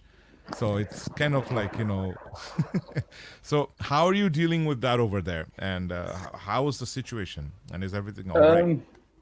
I mean, it's been mental, that's for sure. What a place to get stuck. But the thing is, I've been here quite a few times, and I actually love India so much. It's one of my favorite places in the world. But yeah, long story short, I came here for some shows, a few shows in Mumbai and one in Pune. And then, lockdown happened and my flight got cancelled and I kind of got stuck here. But there's pros and cons to it, man. Like, I'm happy that I'm in Goa. When it all happened, I was like, let's get to Goa. Like, the second that the state borders closed, I didn't want to be stuck in a city at this time. Like, I love nature and I kind of need it around, so at least whenever it's possible. So yeah, I came straight to Goa, where I've got some friends, and then just kind of set up base here and expected to be here for like maybe an extra month or two, and then it's coming up to 5 months now. So it's been mental, but a lot of fun at the same time. My main thing is that I only came for 3 weeks, so I don't have much equipment with me. So that's been like the main thing that's like getting me down, so to speak, is I just can't really do much creative stuff apart from practice beatboxing all the time, which I have been doing a lot of. So I've been making lots of new routines and just practicing and freestyling a lot. But other than that, I've got like my laptop and my machine, so I can do some finger drumming, but I don't have my camera, I don't have my hard drives, I don't have a microphone, I don't have a sound card, I don't have any of that stuff, So that's been like the biggest challenge. In terms of actually being here, like, it's totally fine. Like I say, I've been here many times before. I love this place. I've got my Royal Enfield outside and I can go for rides in the monsoon and, well, when it stopped raining, but like go and see all the beautiful greenery. I've got some good friends around that have like businesses and restaurants and stuff here. So yeah, just kind of waiting to get back to Europe as soon as possible. But at the same time, this could have happened if this would have happened in almost any other circumstance. Like, for instance, I was in Korea in December, in South Korea, doing some workshops. And I love South Korea. It's an amazing place, but I wouldn't want to be stuck there for 5 months because I just don't know it like I know here, This is almost a second home for me now, so it's not too bad at the end of the day. Like I say, sometimes I wake up and I'm like, I can only practice beatboxing for like 4 or 5 hours a day. And even that, after doing it for 15 years, is a long time, So I'll play some machine, I'll drink a beer, and then I'll be like, here we are again. But it's it could be a lot worse, so I'm not complaining about that. We're sending good vibes your way, though. I hope it works out. And Ballsy's stuck. Wow. Yeah, look. Whether it's to London for the collective or even back home to my sound card and microphone, then I'll have some pretty amazing stuff to put down. So again, every cloud has a silver lining. So yeah. Have you been practicing 5 hours a day? Not intentionally, but yeah, basically waking up and beatboxing while I'm making my coffee, and then I've been doing lots of handstands to pass the time. I don't know why, but I've been addicted to handstands for the past few years. So I've been doing lots of training like that, and yeah, just like I say, going for rides. That's what I love about here a lot as well. It's just so beautiful, and there's loads of national parks close by. So I'll literally put my face mask on, put my helmet on, get on the Royal Enfield, set off, drive through the middle of a national park and just scream and sing at the top of my lungs and do crazy beatbox routines that I can't even hear, but I'm just like... What songs are you singing? Westlife is one of my favourites. Spoonful of Sugar makes the monster go down. E17. E17. I haven't heard them in a long while. They disbanded, I believe, right? E17 is about 1976, I think. Yeah. No, they were 90. Bellatrix probably has to go. No, but right now I would request you to probably just stay a bit more. But you can't. But can you perform a bit for us before you leave? Sure thing. So my microphone isn't actually plugged in. I've just realised. Okay. Skills. All right. While she comes So I'm back. No. Okay. Anyways, Okay. everyone who's here, do drop the message. What's your sound if you would like to appear on the podcast to talk to the Beatbox Collective? And of course, I will be requesting them a few more things later on. There are amazing messages and some good questions that I will read in just a bit. Nagib Hogg asked a very deep question. I will point that out. And let's get ready for the one, the only Bellatrix. Banana eating And- competition from Hobbit. Oh, Yeah, I haven't. My microphone's not plugged in, so there he goes. Oh, was that in 2? You what? did a Sorry, I was just watching Hobbit eat banana. I'm going to be using my laptop microphone. So does it sound okay? Yep. Yeah. Perfect. All right. So Sounds we're like a going bass. to the big screen. And boom.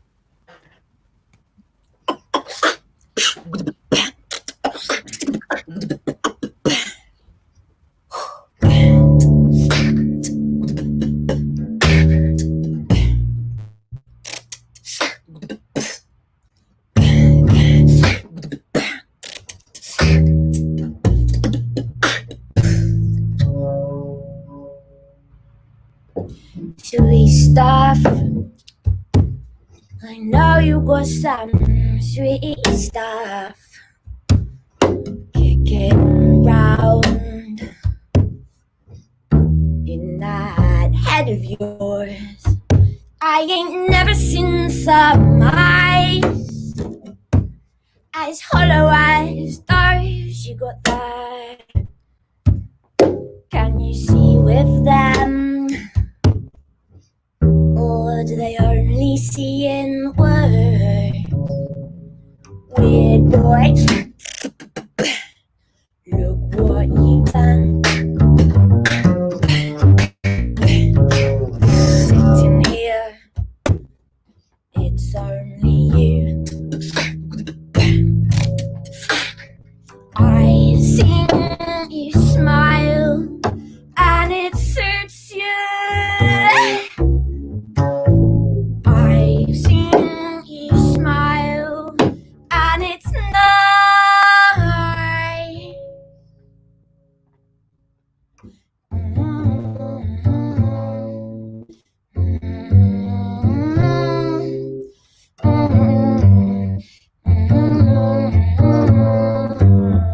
Sweet stuff, bye bye. I can see you want to go. Pacing back and forth between them walls of yours, drawing horrid spiky spirals and throwing your body inside. I can't see you, I can't see you anymore. Weird boy,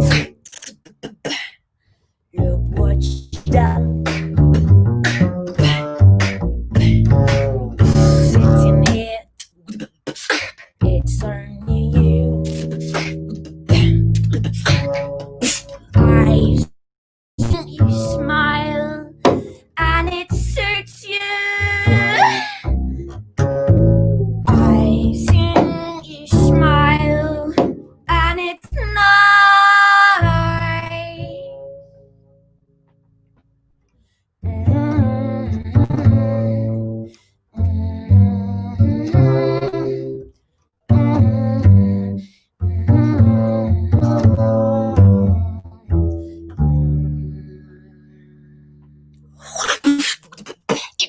Yeah.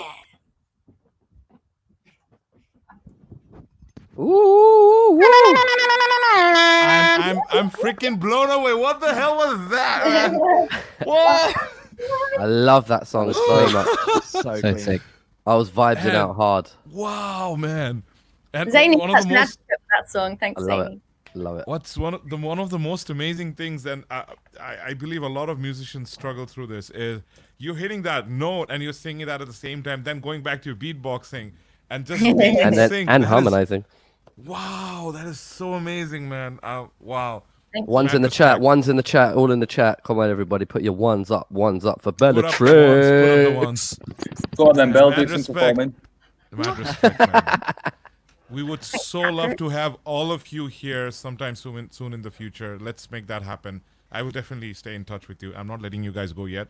I know basics. The beach is calling. Bellatrix. No, don't go. Okay, wait. You're showing the. Whoa, dude. Looks All right. beautiful. Costa del, Bellatrix, south of England. bless you. Thank you so much for giving us time, and hope to have you soon. Hope to have you guys here soon, very very soon, sometime. Yeah, Soon. definitely. Let's That's a lot more of more soons. chats. More Is chats. everyone I know. going?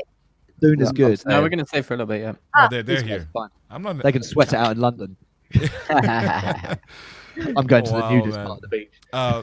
Well, if you'd like to add This in is your something, only warning, internet. What's the final cricket score, Roo? Sorry, It's, the The score. final cricket score. Zany's on the side. Zany, you better show some sign to It's a basics because he's simple- looking at you. dot ball. Yeah. Oh, yeah. You need to look at him. Yeah, that's it. Bellatrix, if you would like to say a few things before you leave. I would like to say, Baksho, thank you so much for having us. It's been really great to chat. You know, one of the things that's been absolutely keeping us going is platforms like yours, providing space for us and the community, and like, you know, for us to chat with each other and hang out, and like giving us deadlines to sort stuff out. So yeah, like big love. Thanks for having us. Thank you so much. Thanks to everyone who's watching. Thanks for joining. Thanks to the person who brought the question about gender, and thanks to all you blooming boys who I love very much. And I'll probably speak to you tomorrow. Love All you, right. Belle. We Peace love out. you. Love you. Bye. Bye, Belle. Thank you. Wow, that's absolutely amazing. I'm still like, wow. Anyways, everyone who's watched it, who saw what happened, you understand. This is just a percentage of what the Beatbox Collective is, and the entire crew themselves. They're like absolutely amazing. Oh wait, they're right here. Anyways, you guys have an opportunity to come and talk to them right here on the podcast before we end it. But of course, the second person to leave in a while will be Basics. So Basics, you've gotten a serious suntan throughout this whole podcast. Like you were pale white before you started. oh I've been, man, I've been spraying this on like literally like every moment stuff. And it's like a Sizzling. I would like to ask a question before you leave while you're here, so you can add in with the boys. Something that Nagib Hawk asked, and well, of course, after he asked the question, which I didn't read yet on screen, Bellatrix just blew us away with beatboxing and an instrument, which he mentioned just a while back. So the question was, have you all ever thought about adding props or funky instruments in your performance? This is the producer side of me that's curious, but I'd love to see beatboxing done through a Didgeridoo. didgeridoo. long Did you do it woodwind right? instrument from Australia. Did you do it right? Did you Did you do do it it right? Oh, I see what you did. Didgeridoo, right? I actually suggested probably the first prop and still the coolest one to this day. I'm sorry, guys. And these guys shot it down, no pun intended, instantly. And there's a part of the Beatbox Collective show where I do the helicoptering past the sound. Yeah. And I wanted to get like a remote control helicopter and fly it over the back of us as it went. But it didn't. We didn't really have the budget for that, so got shot down. Yeah. Oh man. Literally. Yason wrote. I was open. Whoa. Wow, that was sharp. so bro. loud. That was Zany's kettle. All right, he added in one more message on the side is, you better believe there will be some new stuff after this. I went to the Guitar Center the other day and 90% of the gears were gone. I asked the dude if they're going out of business. He was like, nope, people are just making home studios left and right. Well, that Wow. sounds good. Yeah, that sounds promising. That sounds Where very was promising. that? Can you find out which city he lives in or Oh, whereabouts he lives in States. Oh, Okay. okay. Sick. And oh wow, everyone's They putting need in all the music they can get out there. one. All the ones on Yeah. the screen. Yeah. We love Bellatrix. one. One equals love. Big love to everyone. Hey. So basics. Well, since you are going to be the next person to leave, don't leave. Just It will be if you soon, could- though. It'll be soon. We'll see soon. Would love it if you drop a beat. Drop us like a small performance. Oh, absolutely. Well, it's one of those things I could do a Saturday freestyle just to try and impress Paddy and Hobbit and Zany, who, you know, well, it's either that or the White Stripes. No, okay, let's go for it.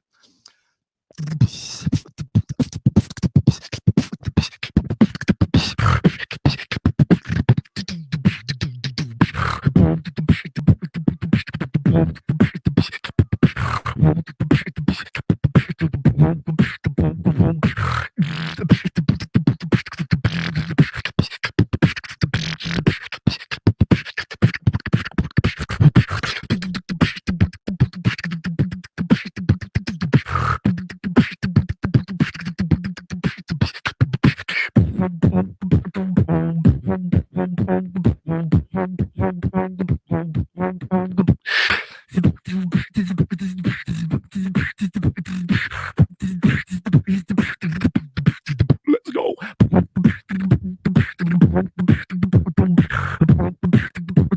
Let's go in the mix. Let's go. There we go. Saturday sessions in progression. Shout out to you. Thanks so much for having us on the show. I wanted more. Yeah. That was sick. The suntan lotion was sweating too much in his eyes, I think. Headphones. Oh though. man. Basics, thank you yeah. so much. Thank you so much for giving us time. Are you off to No, the beach thank you. now? I'm going to The go to beach? the beach. Literally, it's 4:43 here, 4:45, and it is time to go to the seaside. Last time I got burnt was on this beach Yeah, about I 5 was going to years ago. say, make sure you wear Barely something. making Glastonbury. Well, I'm taking a pint down with it and stuff. Put some but socks on. I'm going to take, yeah, I probably will. That's the classic English way. But I'm going to take all this love right here. Thank you so much, Baksho, for having us on. Thank Because this is, we love to connect in with each other. It's great for us to catch up. But, you know, you've opened up some really amazing questions. And what Thank you're you. doing with the show is exactly what this community needs, more connections. And you know what? You've got a bed and a roof anytime you come to London and stuff. Please come and stay. Yeah. Yeah. Thank you so much. Thank you. All right. Enjoy the beach, Have the bro. time. Hey, have the time of your life 24/7. Love to you all. 11111 times by the number you first thought of equals Scalextrics. Peace out, bro. Right. Peace out to basics. And he is gone. Wow. Number guys. 4. Yeah. Man, this is absolutely amazing. Wow. Everyone who's sending in their love, do send in more love. And you have that. I'll be taking in the requests from everyone if you want to ask questions to MC Zany, Baldy, and Hobbit. Yeah. And those Yo. who just joined in, Basics and Bellatrix just left, and you missed them. But yes, we have, we still have the Beatbox Collective. So The best one. You got the most fun ones left. Yeah. do check out all the links. It's in the description below. Follow them on their Instas, and if you want to follow them as well in their individual pages, everything's in the page. I've provided the information. So you want to be here live, just write "What's your sound?" and I will bring you here so you can talk to them straight. All right. So, a question that I wanted to ask of course, the last few couple of minutes as well, but before the performance, was the entire journey of the beatboxing scene in UK. I'm not saying to give me the entire scope, yeah. but each of us have different histories in different countries.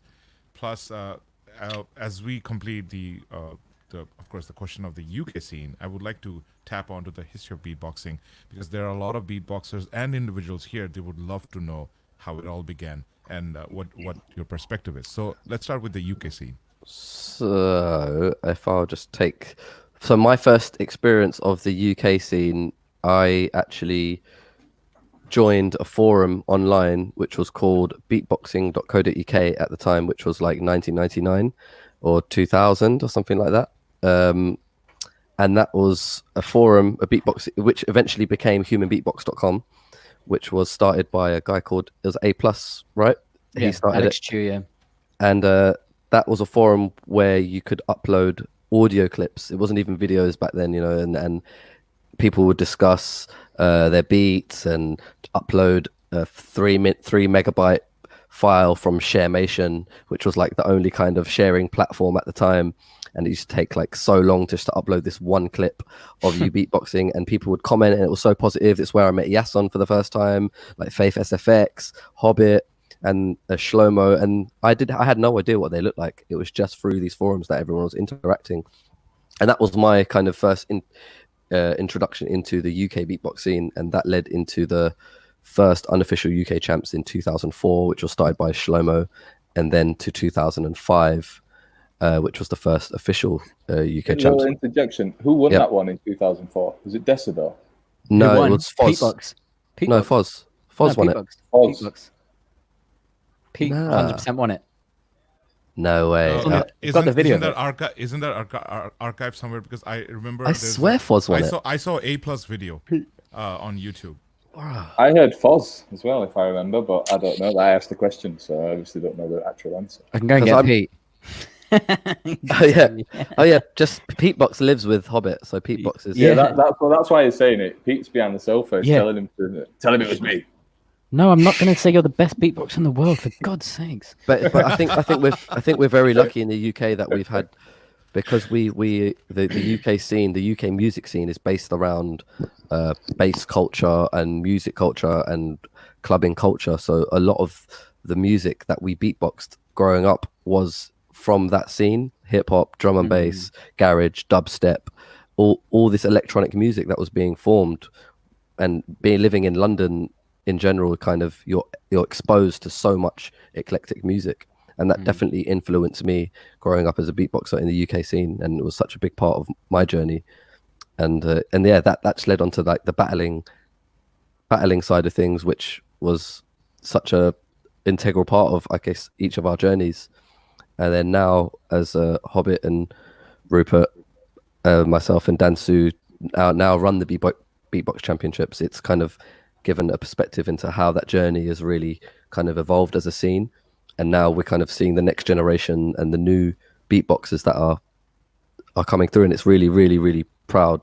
I feel proud anyway to see the scene in UK flourishing. Right. Ballsy and Hobbit, well, what was the first experience? Like Zaini talked about a forum, and I believe that was the early days, because we didn't have social media and doing stuff. Forum was it, and it was fun. It was dope. Yeah, for me, I didn't actually get on to human beatbox until a little bit after I found out about beatboxing as like this whole art form. I'd been doing it for about 6 or 7 months, super basic beats. The only kind of thing I had to reference to what I was doing was Michael Winslow, Motormouth Jones from Police Academy. Legend, of course. But yeah, I was just doing super simple beats. I even remember my first beat was, my first snare was this, and I'm not even joking. And I used to go, sick. And I started to get, even though the snare was terrible, I was doing quite cool patterns with it, like things like that. And my brother, who is 5 years older than me, and he's always been like a huge inspiration, is an amazing rapper, an amazing spoken word artist, and just an amazing musician and human being in general. He'd heard me doing this, and he brought home a CD that he'd gone to his mates and downloaded off his LimeWire account. This is how long ago it was. And LimeWire, man. Yeah, and he was like, bro, you need to listen to this. And he put it on the hi-fi, our big fat hi-fi, which sounded terrible. And yeah, it was a Killer Keller freestyle. I don't know if you've heard it. I know that Hobbs and Zaini have it. It was the one that is yeah. And he does the I spit bucus at the useless. Yeah, absolutely. And that just blew my mind. I was going,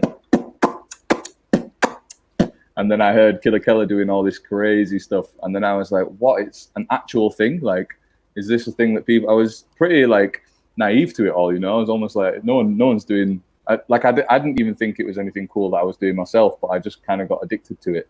And my brother could see that. He heard Killer Keller, burnt it onto a CD, played it to me, and then the rest was history. I started as the opposite end of the spectrum. I was the one trying to download Killer Keller and Shlomo freestyles off Radio 1 website, which were like 25 megabytes, and I'd sit there for like 2.5 hours while it downloaded. I can't wait to listen to this, see what this guy's doing with his mouth, blah blah blah. And then it was only literally maybe like a year after that I started literally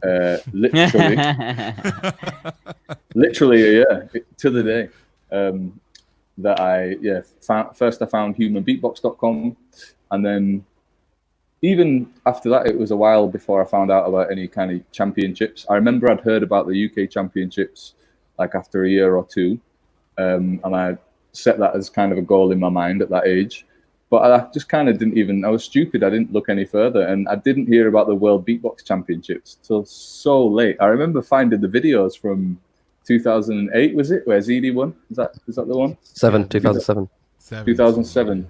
Yeah, and I remember like it was like those videos had been uploaded for like a year, and I found them on YouTube. I was like, what? World Beatbox Champion? No way! I need to do, So yeah, that was my kind of first introduction. Was mainly Killer Keller, and secondly a massive influence from Shlomo as well. So those were the only two guys in the UK doing it on that level back then, for sure. So massive respect to those guys. I've always got a lot of love for them too. Yeah, Hobbit. Yeah, similar to Zany with the forum side of things. I discovered that in like 2002, maybe 2001. I think I first saw beatboxing.co.uk, but I didn't join the forums till 2003 when I was called Beatboxer UK. I thought that was a good name. Super original. Hey, straight, what does what it says on the tin, isn't it? The only beatboxer in the UK. Yeah, literally. And actually, before only me. Before the battles actually happened, there was an event set up. I say an event. There was a jam in the UK set up by a few beatboxers, including Shlomo and A+ and a few others, called King of the Jam. And this happened in a couple of parks in London. And I think like the first one, it was literally, I can't even say it anymore. Literally, they all met up for the first time, and like Zany said, they didn't, no one knew what anyone looked like, and it's like, oh, you're Shlomo. Oh, right, yeah. And they jammed it out, and they did performances at this jam, and the winner of the jam won a pot of strawberry jam. That's what the winner got, which is quite cool. And I think I went to the one in like 2004. Which was when the first convention was, right? 2003. I wasn't allowed to go to the first the first international beatbox convention in London, 2003. I wasn't allowed to go because I was too young. My mum wouldn't let me go to London by myself, so I couldn't go. But I know Yasin was there, and a few others. And yeah, I think the beatbox scene in the UK has been really unique in that sense that we've had a lot of growth, and the scene's been really, really, really nice and enriching. And I went to the first UK champs in 2005 to watch. I think Zany was battling, obviously Faithless FX, Big Taj, Beardy Man, Foz, Dr. Bad Funk, flipping out, man. History. Tight was Yasun's adding in a lot of info from back then. Tight was a big, man. Surprise. I remember at the King of the Jam, Tight did I think Dani's got quite famous for it now, but Tight was doing the echo voice, like the 1, 2, 2, 2, 3, 3. He did this thing with a PlayStation. He's play, stay, John. But it just went off, and it was sick. And like everyone was like, "How the what?" Like, and there was this amazing thing. Didn't they do how what that? Yeah, exactly. Yeah, exactly. But all of this stuff, and it was very unique because like Zany said, like Ballsy said, it was so hard to download and listen to stuff online. This was before the ease of social media. Like, people are so spoiled now with how easy it is. Like, you go on Instagram, you type the word beatbox. You don't even need to follow a beatboxer. You type the word beatbox, and there's 50 million videos. There's same on YouTube, same everywhere. But back then it wasn't like that. So when you met with beatboxers, it was really like really discovering new sounds. Whereas now there's kind of the ability to listen to someone online and then imitate it and copy it, and that's why you have these incredible beatboxers who have only been beatboxing for like a year, but technically they're ridiculous. They can do sounds I can't do, but it was a different flow. And I think in the UK especially, we had obviously the battles happened every year, as many countries had their national battle, but then we were very proactive on the jam scene. So I used to organize a jam in Bristol, which is in the southwest of England, near where I grew up. In fact, the first time I met Bellatrix was there. Yasin used to come, other beatboxers used to come, and we just jam all day. We'd stand, like we'd have amplifiers or no amplifiers, and we just beatbox in the street for like 10 hours and then grab food and then go home and then speak online, and then 2 weeks or a month later you do it again. And it really helped the scene grow. And it's definitely in the for our experience in the UK, there's been some beatboxers who I met then, like Pi, who's still battling in the UK champs now, which is it's amazing to have those kind of individuals in the scene. And you know, we've seen them grow. And I think, as with many countries, the battle scene has been a big part, and it's definitely where us three met. I mean, like me and Ballsy have battled a bunch of times.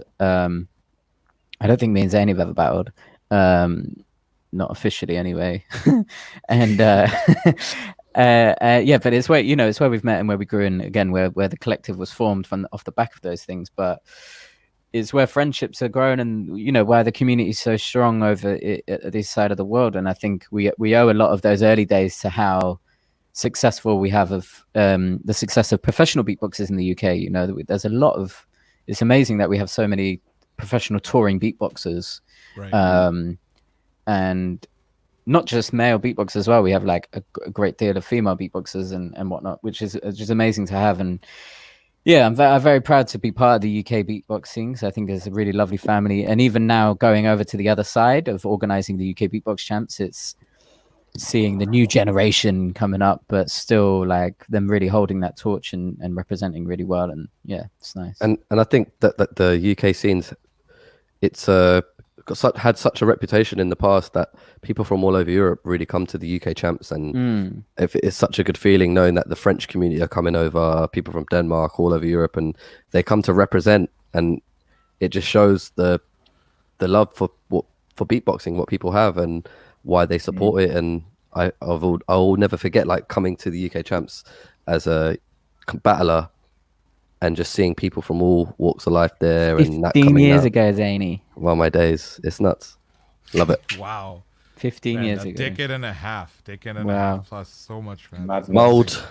Yeah, we all. Mold. But Mold. Mold. So, however, it happened through, especially the internet age, if I may, if that's what I'd probably point out. But a conversation I remember, something with Firebras and Hobbit. You probably saw the video. That was the BoxCon. Yep. The conversation we had. So he was mentioning how when the question was how it traveled all the way from States and ended up in France, and how the scene started with France. So if you want to date back and mention the beginning of beatboxing in UK, the UK scene all over, when did it start? Actually, it's an interesting one, you know, huh? What's those two guys' name? The one that we said. It's like the current scene is a bit more recent, but there were some individuals beatboxing back in the 80s and late 80s in England. A guy called Sifo, who was part of a crew, London Posse, which is Rodney P and Bionic, an old UK hip hop group who reformed recently, actually. There's videos of him on YouTube from like the late 80s, like 1987. And there's another beatbox. I can't remember there's two more, bass and treble, I think they're called. Yeah. I don't personally know them. It's Basics knows more info about that, but they were around then. And of course, Ty, I think he's quoted of saying he's actually played me the clip of him beatboxing into like an old recorder in 1976 or something. Oh, yeah. Something like 1979. I remember it. He showed 1979. Sick. Yeah. 1979. Yeah. Mental. So him as a kid beatboxing. So the influence was there, but I think the kind of new generation scene, it evolved. Probably, I'd probably say Killer Keller was one of the most, like, definitely the kind of UK pioneers in terms of bringing the scene up. But we had the benefit of having groups like Science Super Crew, who toured in the UK, and they were very beatbox based. Amazing, yeah. And Raza and JS1 would perform over here. Like I saw him perform in the UK in like 2006 maybe. So it definitely came over, but then I think off the back of those things, the scene grew, and then because of I think the internet plays a big part, because like we said, with humanbeatbox.com, it wouldn't have had that connection. And then in 2004, they had the Beatbox Convention in New York City, where a bunch of UK beatboxers went over to represent the UK, and then those connections and bases were made. So there's a lot of history, but in terms of like the current scene of the UK beatbox scene, it's definitely because of the internet. But there were people back in the day doing it. But maybe I don't know much about the 90s for beatboxing in the UK, if anything at all. I don't know if anyone else. Apparently, it's called a middle school based on how this is the new generation. Probably, yeah. And yeah, we're the old school. And you mentioned Tight a while back. I remember reading up on as HBB. The website is like literally my Wikipedia. And if anyone asks me a question, I go, just visit humanbeatbox.com. And it helped us a lot. So I read about Tight and something about he used his dad's something real. Dictaphone. Yeah, reel to reel. Yeah. But I honestly didn't know much about him until I had a conversation with him on Facebook. I don't remember if I knocked him or he knocked me. I don't know, whichever way. It really doesn't matter. Yeah, I knocked him. I just found out. You knocked him out? Yeah, you knocked him out. Okay, the word knock means I wrote him Hit on him up. Facebook. Yeah. Sorry, but there was a reason why I did that, because I came across a website called Bzkt. Yeah. BZZKTT. And he apparently has that where he teaches beatboxing, and I thought it was pretty dope, and the way it's broken down and stuff like that. So it's great that there's so much resources nowadays as compared to back when you started, or back when when Tide or anyone started. It's just early 90s. Imagine them trying to look for beatboxing or the sound itself. So exactly. Yeah, and I know, like me personally, I definitely owe kind of a lot to Type for him kind of taking me under his wing in the early days. Like I learned how to run beatbox workshops from him. He's a really great teacher. He's very famous for his beatbox tutorials that are on humanbeatbox.com. And he did a huge amount for the scene. He was one of the owners of humanbeatbox.com. He organized the first beatbox event I went to, which was in Bristol, called Make Some Noise, which was an incredible beatbox event with like 100 beatboxers from all over the UK. And so and that was like 2003, 2004. So yeah, I really do. Yeah, I think the UK scene owes a lot of respect for him for all he's done for the scene. He's definitely a big part of it. Yeah, absolute legend. Yeah, that's it's great to know about all of these people. So everyone who wants to look into a bit of history, you just heard some of the names, and I was trying to find out what spelling SIPHO is. Thanks to Yason for pointing it out. It's SIPHO. Yeah. So, and he's originally from Ireland. It says. I didn't know that. Yeah, cool. Right. Didn't know that. There you go. Info. And those who are here, who do pop in your questions and ask them. All right. So, one more thing, a couple more things before, of course, we go towards the end of the podcast, where I ask you to drop beats. And who's the other guy? Who's got a dog? Who's got a dog? Oh, I'm in India, guys. We're everywhere. Sorry, especially in Goa. Like they are. Honestly, they go Indian dogs. They go crazy. Honestly, I'm not joking. It's like at least 10 that live outside here on the streets, and it's probably 9:30 right now. It's turf wars. They got their little crews, innit? And they like. Yeah, they're just jamming. It sounds mental, but they're just jamming. They're all just like singing together and stuff. Oh man, wow. So the other question that I wanted to ask was, all of you have traveled in different places, you've performed in various countries. Baldy, right now, you mentioned you went places, and everyone as well. The experience you had as had and will have as beatboxers while traveling, what do you learn from the different cultures that you visit, the different sounds? Because there was the language question a while back, for me, it's fascinating. For example, Trungbao's thing, and I'm like, the whole thing he does, and everything that we do in Bangla as well, because we say P, but in Arabic you can't say P, you say B, and then you have King Cobra from Saudi Arabia, and he definitely says with the B, So there are Interesting. limitations in language and stuff like that. But what I'm saying overall is, what just how should I put it? There's so many questions here. Share some of your experiences that you've learned, experience that you've been through when you've visited places and you've learned from that particular culture. And you're like, wait, I didn't know this. Let me add that bit to my, routine or something that I know. For the subcontinent, like Ballsy, I'm sure you come across a lot of Indian music. When I say Indian, I don't mean classical only. I mean a lot more genres that they have. So there's tabla, there's bhangra, and so on and so forth, and whatever. Yeah, there's all sorts of madness. It's amazing. So what have you learned, or if you can share a couple of experiences from your travels? Well, since I've been stuck in India for 5 months, I've been trying. Oh, and that here we cat. go. Here he is. Little G. Timing. Hey, That's bro. what he's learned. Yeah, that's what he's learned. Kitten. What is the word I learned? It's I had a really, really cool experience in Mumbai this time when I was there about 4 or 5 months ago. Did some shows there, and I met up with a guy called MC Mawali, who Bellatrix actually knows. She met him in India a few years ago doing workshops together, I think. And he's an absolute don. He's like such a lovely dude, an amazing rapper, even though I can't understand anything he says because he raps in Marathi, I think. But every single person that I spoke, every single Indian person that I spoke to about him that knew him was just like everything that he says is so on point. He's very, very positive, a little bit political, but in a great way. He speaks for everyone of that kind of like age and whatnot. And those kind of people in general. He's like an amazing rapper. And I met with him, and he was teaching me. I don't want to say it wrong. It was something like conical. How do you pronounce the conical? Yeah, conical. Yeah. Very odd counts. Absolutely amazing level of odd counts. And man, there's a guy sick at it. Mawali, right? But there's this. Are you talking about the same guy?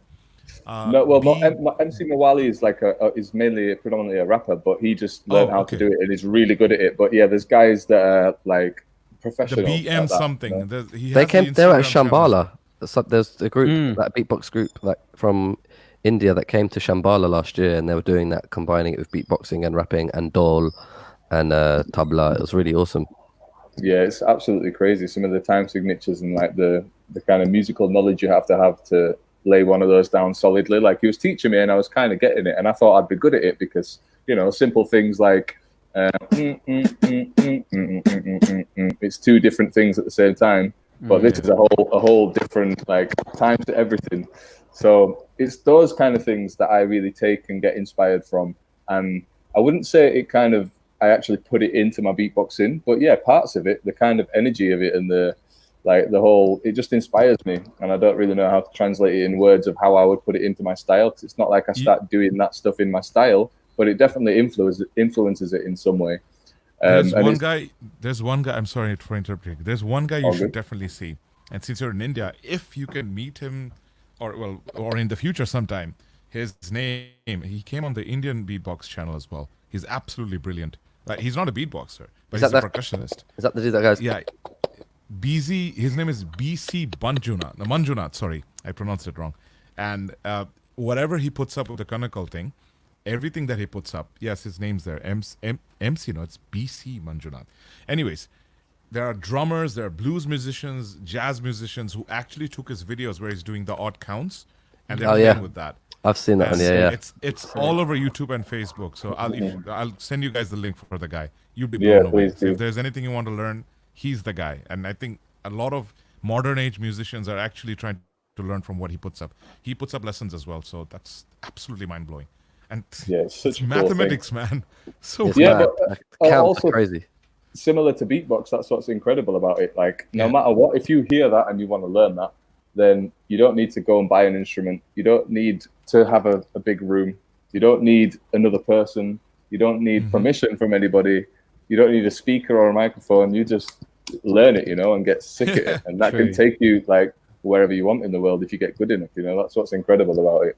So it's just to finish up on my point, it's those kind of things that inspire me when I go around the world. To be honest, the language thing, not so much in terms of beatbox. I'm super fascinated with language, of how I hear different Like for instance, Hindi, Marathi, Tamil, all these languages, they're so hard for me to learn. I can learn Spanish pretty quick. I did learn Spanish pretty quick when I lived there for a year. I can pick up words in French and German and all this, but just the vowels here are just a completely different thing. And that's what makes it super hard. So I'm super interested in the language and I really want to learn more languages.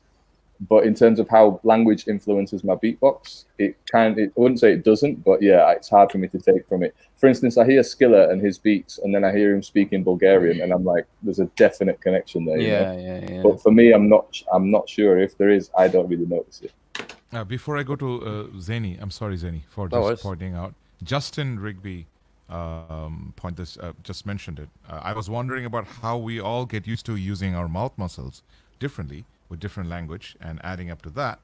And if you become better at learning different languages because of the way you learn to use your muscles. So as a beatboxer, yeah. But yeah. 100%. I think definitely Zeni, you sorry. get. Yeah, Yeah, you were I saying. think just to follow that what Justine said, yeah, I think definitely languages and beatboxing are intertwined because as a beatboxer, our job is to replicate sound. And so every time, well, personally, when I hear a language, I try to imitate the language with the accent rather than just saying it with an English accent.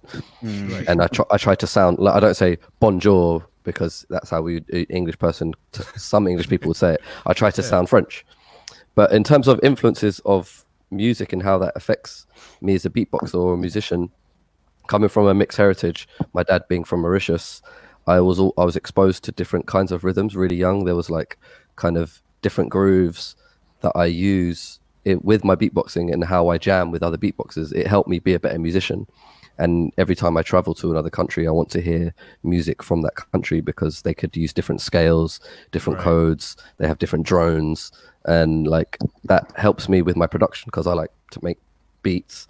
Using those as influences for me is quite a big deal because I like sampling as well. So if I hear a sample from another country, it could be throat singing, could be Gregorian chant or Indian ragas and anime or anything I can get influence from. And I love that helps me as a musician and a beatboxer. Man, Yeah. there's absolutely so much to learn. I don't think we haven't touched the base of, exploring what beatboxing can do and what our body can do in general. Oh yeah. Because how it started in the 80s, they didn't know how it's going to be in the 90s. And one of the examples that I point out is, I think I was blown away when I saw his performance, was Thomas Zachary.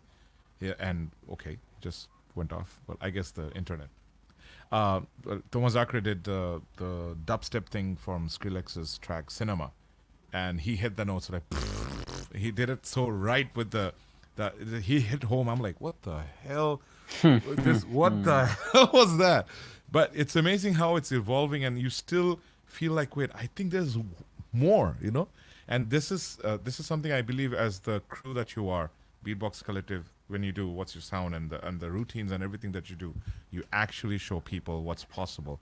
And I think we're definitely super grateful for you guys, for doing that and something the basics and the rest mentioned. By the time, of course, Ballsy comes in, the last question I want to ask is, well, it's a question, then I'll go into one small segment. The question is, there's so much that's happening, as you mentioned just a while back, Zeni, about the culture, getting to listen to different music and kind of the inspiration that comes in from that. And what is possible with the human body? Something Tom Thumb pointed out as he was showing, how the muscles and everything, the vocal cord. What was it named? The larynx, right? I don't know.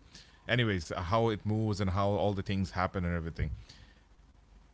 Where else do you think we can take beatboxing? Like Hobbit, you do voiceovers. And I know that doesn't have anything to do with beatboxing, but that's you animating or, kind of working on your voice to do things. And, as artists, we go through that. I give voiceovers and I try different characters at different times. It's amazing. I go like, wait, I didn't know my voice could do this. How do you think we can explore if we are not beatboxers? How do you think we can find out what else our body can do? When you discovered you can do beatbox, how did it feel and what advice would you give? Yeah, I think it's like it's all about experimenting and just discovering like your sound. And I think like the name of our show sums up quite well. Like, what's your sound? We say every sound is a good sound because there's kind of no limitations. And as beatboxers, we all have sounds that are like globally known and like kind of set. So like the standards of beatboxing, but then everyone's is different. The techniques are different in the way you do stuff. So it's about finding your own sound and just playing with it. And like you said about the voiceover side of things, I've done voiceovers where using my voice and finding different sides, but the voiceover that I did for Cartoon Network was a character that could only talk in beatboxing, and that was a weird experience because it wasn't just going in and being like, "Oh, can you just do a beat for like 4 bars on this or whatever." It was he spoke only in beatbox sounds, but it meant that I had a director in there being like, "Oh, this bit he's kind of sad, but then he's happy at the end, but then he's angry in the middle for a bit. So can you make your sounds kind of like that?" So it was like this weird thing of exploring like how to express yourself through your sounds, but without vocalizing them. Is very strange. But when I heard your patterns, it was kind of like it wasn't necessarily 4 bars. It was just a phrase of beats like yeah, exactly. Yeah. And there was one where it was like this character found his own voice, so he spoke in real words, but then I had to find a way to do that in beatbox sounds, and it's quite a fun way of doing it. But again, it was just experimenting and being in the space and being like, oh, when I go, that's better than going or whatever, because it has a different energy to it. But yeah, and I think we all kind of mess about with sounds. I know Bass 6 is particularly mental. Yeah, mental. Yeah, he's particularly mental. He loves doing voices and different sounds and whatnot. And Zany's done a bunch of like hosting and presenting on stuff, and it's just finding those different ways. And I think it's like for me it's about experimenting and not being kind of scared about putting yourself out there, and just having fun with it, I think. And I think just to add on to that, like all the sounds that we do and all the beatboxing, it's finding the setting where it can work. So like it can work for a show, it can work as a workshop, it can work as a team building. So how are you using your voice to make it relevant to whatever setting you are, whether it be a voiceover or the healthcare setting? And how can you still apply beatboxing? And what makes beatboxing unique is that it can apply it in pretty much any kind of musical setting that you can think of. And it doesn't have to be in a musical setting. It can just be making sounds purely for expressing a feeling that you're feeling. I feel happy, like you said, Hob, do the trumpet. If I feel sad, do a low bassy sound. Because it's so interesting. It's so interesting because the voice is like limitless, and I think we're only touching on. It's still a young art form, and what I think Reaps One is doing a lot. He's always thinking of new ideas and pushing it to other realms. If you were to say like beatboxing with AI and getting the AI to reply back to him, and like I was with him like the other day, and we're just talking a lot about it, and his brain is working in such his creative process is so high functioning, and it's amazing to see his brain work and how he adapts his drawing art to his beatboxing art and how he ties it together. And I think a lot of beatboxers and a lot of artists can learn from that. And I think a lot of beatboxers as well, which kind of goes unmentioned a lot of the time, but there's like, I think you assume that they're really good at beatboxing and that's it, so that's like their thing. But actually, us as beatboxers, we're creative people, we're artists, we're however you want to phrase it, and we all have different things. Like Zany's an incredible producer, so is Paddy, so is Ballsy, but then you also like, I love doing website editing and video editing and all of that kind of stuff, and there's all these different sides. Everyone has it. And I think we're seeing it more and more, like Zany just said about what Reaps is doing. We're seeing it more and more come into the kind of artistry of different beatboxers. Whereas back, a few years ago, it was just like, I'm just going to put a beatbox video up. That's it. But then you have people like Ballsy, for example, who's using like an MPC to play beats that he's made, sampling his own sounds and using samples. You have people like Gene Shinazaki, who's using multi-instrumentalists and creating these incredible tracks. All these different things. And I think it's amazing that we have the ability to do that and be able to use these different skills to create and, you know, not have a limitation with it. Wow. And I think we've just literally had like, you know, like a class. Like there's so much input, so much insights from each and every one of you. Zeni, you wanted to add something? Please proceed. Oh no, I was just resting the microphone on my arm. Wow. Okay. So this is the last segment before we ask you to drop a beat. Is I mentioned countries, and you kind of tell me a word or a sound or something. For example, if I mention country A, you go like technical. You know, country B, you go like this. So something that's related to beatboxing. So I've been doing this in the last few podcasts, so I'll kind of do like a compilation later on and see what everyone has to say about those, growing communities, for example, and some that have been existing for a while, like the UK. All right, so the first country is Indonesia. Ooh. Technical. I'm going to say technical. They're crazy technical. Like, you watch the werewolf battles and they go in. It's true. They go in. They are really technical. And they got a lot of hunger as well. Yeah, true. Passionate, yeah. Passion.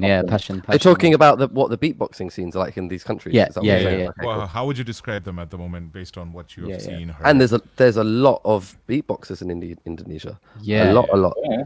I think they're the highest. They're the highest viewers for Swiss beatbox. And me in my channels, and quite a lot. Yeah.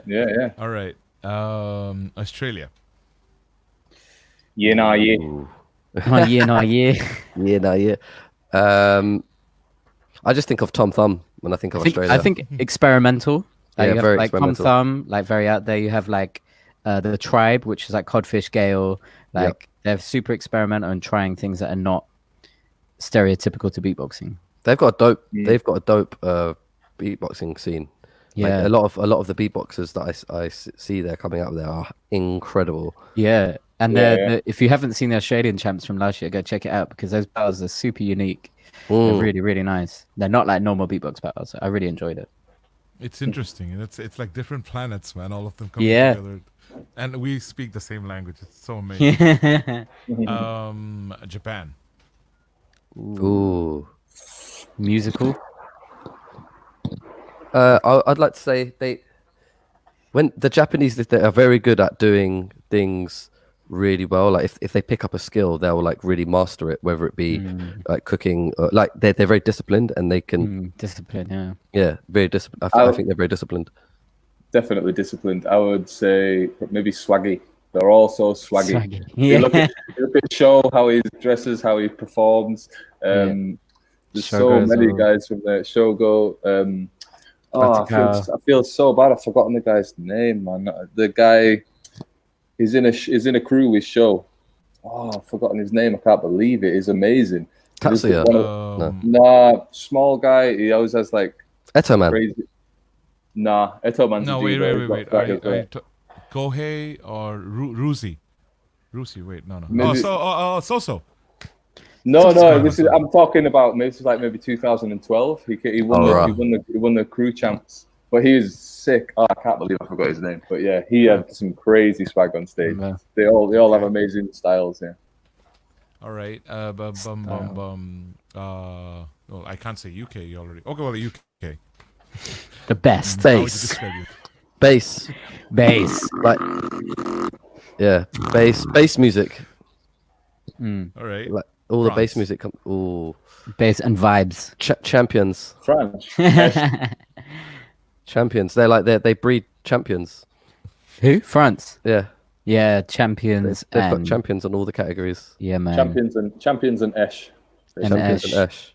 and Ash. And production. Like And the great best. hospitality. Yeah, like honestly, in terms of national championships, definitely one of the best ones I've been to in the world. Like for being there as a judge and as like me and Zaini went this year, sorry, just to enjoy, just to watch it. Oh, you enjoy? And it was sick. It's just like, yeah, the best. What's my Family. birthday? And it's Family. the Family. It's the only country in the world where Basics goes and comes back with a massive bag full of butter as well. So he just goes there and comes back with French butter. It's mental. Yeah. States. Yeah, USA. Origins. Origin and growth, I'd say. Yeah. Yeah. Both. Both Yeah. ends. Yeah. And yeah. Recently, this country has been making a scene. Chile. Yeah. Chile. Dark Horse. Yeah, Dark Horse. And like lovely. They're really lovely. Like you see Thomas Acker on stage and you're like, man, he's kind of aggressive and stuff. But upstairs he's like, yo, bro, how are you, man? They're just like the loveliest people. I love it. Yeah. All right. So if I had to ask you to choose 3 countries right now people should look out for, or 3 communities in general people should look out for, or even beatboxers, anything that you want to point out, who would they be individually, from Zany to Hobbit to Ballsy? Oh, well. After that, you have a weird question everyone asks, but we never answer. Great. I'd say, do you know what? I hosted Beatbox International. If you don't know, everyone should check this out. They're doing this community throwdown series, which is basically like a football soccer league of beatbox battles. And I hosted one the other week, which was Chile versus Argentina. And both of those scenes, from Chile, I knew Thomas Acre and Mr. Androide, but the rest of the beatboxers I didn't know, and Argentina I didn't know. I'd never heard of any of them. And they were all ridiculously good. Like, honestly, so sick. So those are my 2 scenes to watch out for, and that I'm going to watch out for. And also the Mexican beatboxing. I got to judge the Mexican champs last year, and my God, it blew my mind. They're all like amazingly like technical and sick and really good beatboxers, amazing battlers, but they're just so lovely and they really support each other. As a scene, there's so much support. It's amazing. Right. Yeah, and I will second that with India as well. I know I'm here, so it's a little bit biased, but the scene here is crazy. Like, there's some incredible beatboxers, and just as Hobbit said, like, they're all so passionate, but they're also lovely. Like, there's literally zero ego in this community, other than good ego, like confidence on stage kind of thing. But off stage, everyone is just so supportive of everybody else, and yeah, it's one of the best communities I've seen. So watch out for India, because they have some sick guys as well. Philippines is on the up as well. In the last 3 to 4 years, the scene is really kind of like starting to rise, and I'm hearing a lot of beatboxers there that are just technically really good and young, really young, like so young. Oh, and just to mention, this 9-year-old beatboxer that's a prodigy, he is insane. Dilo and Alem have done the reaction to him, and he is incredible. Like, his timing and his execution, his combos, coming up with patterns that no one's really done yet, which makes you want to give up. Yeah, I'm like, we're doing this like 20 years. And the thing is, I remember having a conversation with Reaps about 6 years ago and be like, oh, there's going to be a time when there's going to be a child that's like 8 or 9 that's going to be incredible, and now that's happened. So it's your fault. Next will be a 6-year-old kid. That's what I'm saying. Like, child prodigies come in every discipline, and it was only a matter of time for it to happen with beatboxing, and that just shows the growth of the scene. And who knows, in 20 years there might be 100 8-9-year-olds that are incredible. And I thought you were going to say 100-year-olds that are incredible. Or maybe that as well. Hey! Yeah. Kid, I used to beatbox back in the days. Yeah, imagine them beatboxing. With teeth falling out. Oh, sorry. That was a good drop. Just spit your tooth out if you're battling, innit? Yeah. That could be a track name. Have you heard the new track? Spit your teeth out. Spit your teeth out. Oh, man. Yeah, that's pretty good. Anyways, everyone who's been here asking amazing questions. Yasun, of course, for all the feedback and the pointers each time they talk big about love, yes. history. Justin, thank you so much for the amazing questions. Everyone who's been asking, and those who learned new things today and new topics as well. Topics were discussed. I guess the fluctuation again. Before we end up, of course, I do want to mention, hopefully that we hope to have you guys in Bangladesh sometime in the future. And, amazing. Whenever you get time, do check out our videos that we have on the the recent battles that we did. So would love for each of you to drop a few beats for all of us here, and it would, Cool. would be an honor. Go first. Cool, man. I'll do a little thing now first. All right, let's do this. MC's Baksho. This one's for you, bro.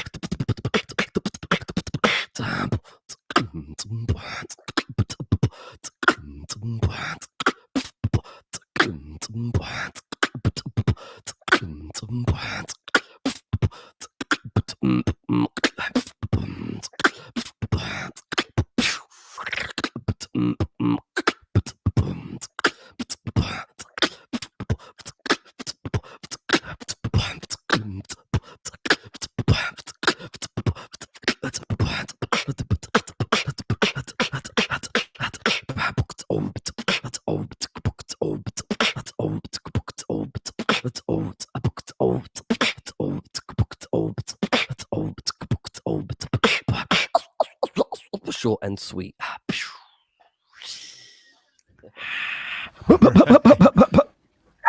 I'm going to introduce next, all the way from the Shire, Gloucestershire, man like Hobbit. Oh my gosh! All right. That's the yeah.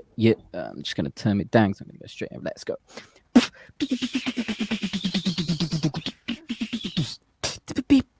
Beats with Baksho.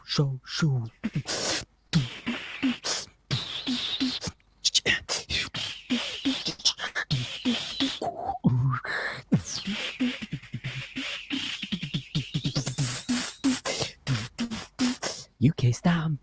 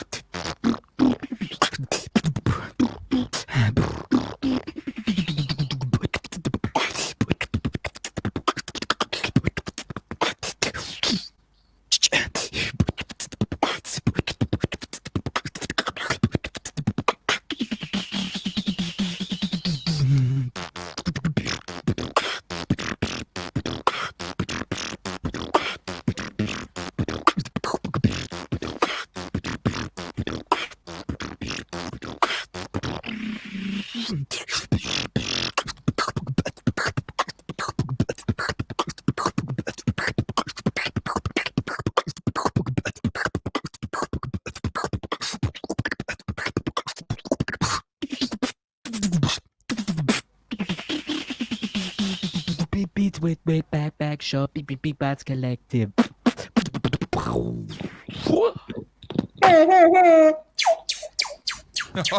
Thank you so much, guys. All right, now on to the ball to you. Let's do this. Give him an intro. And Shout out to you three with the SM7Bs and me with the 200 rupee headphones.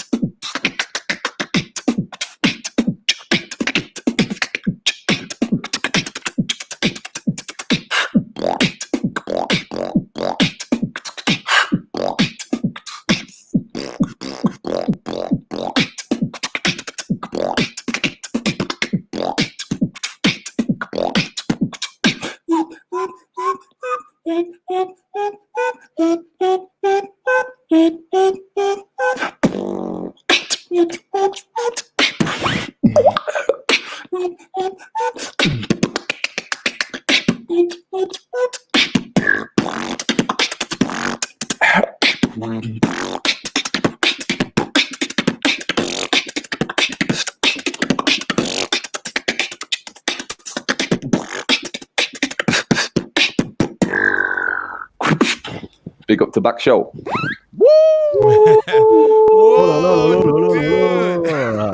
What was that? Wow, man. Oh my god! You know that Wow, wow. since I've heard a ballsy beat. Yeah, we've missed Ballsy Beats. He's been away for so long. Missed you guys too. Say, mental, as you guys say, man. In Bangladesh, we say Jos. Can you say Jos, like Jos. Jos. Like Juice. Yeah, like jeez. All right, guys. Thank you so much, man. It's still surreal, man. It feels amazing. You guys are. I don't want to give all the words from the vocabulary and the synonyms and sweet, cute, and everything. Whatever. My point. What I'm trying to get at is the community is so amazing. I can't even describe it. And it's great to see everyone coming along and trying to just to talk about beatboxing itself. It makes you go into this rush. You're like, yeah, that's such a good feeling. I know all of us have our own life, our lives, and doing our stuff, jobs, whatever we all do. But that something brings us back, and we're like, you know what? This makes us feel good. And beatboxing is it. And I think it changed my life. I'm sure it changed a lot of yours.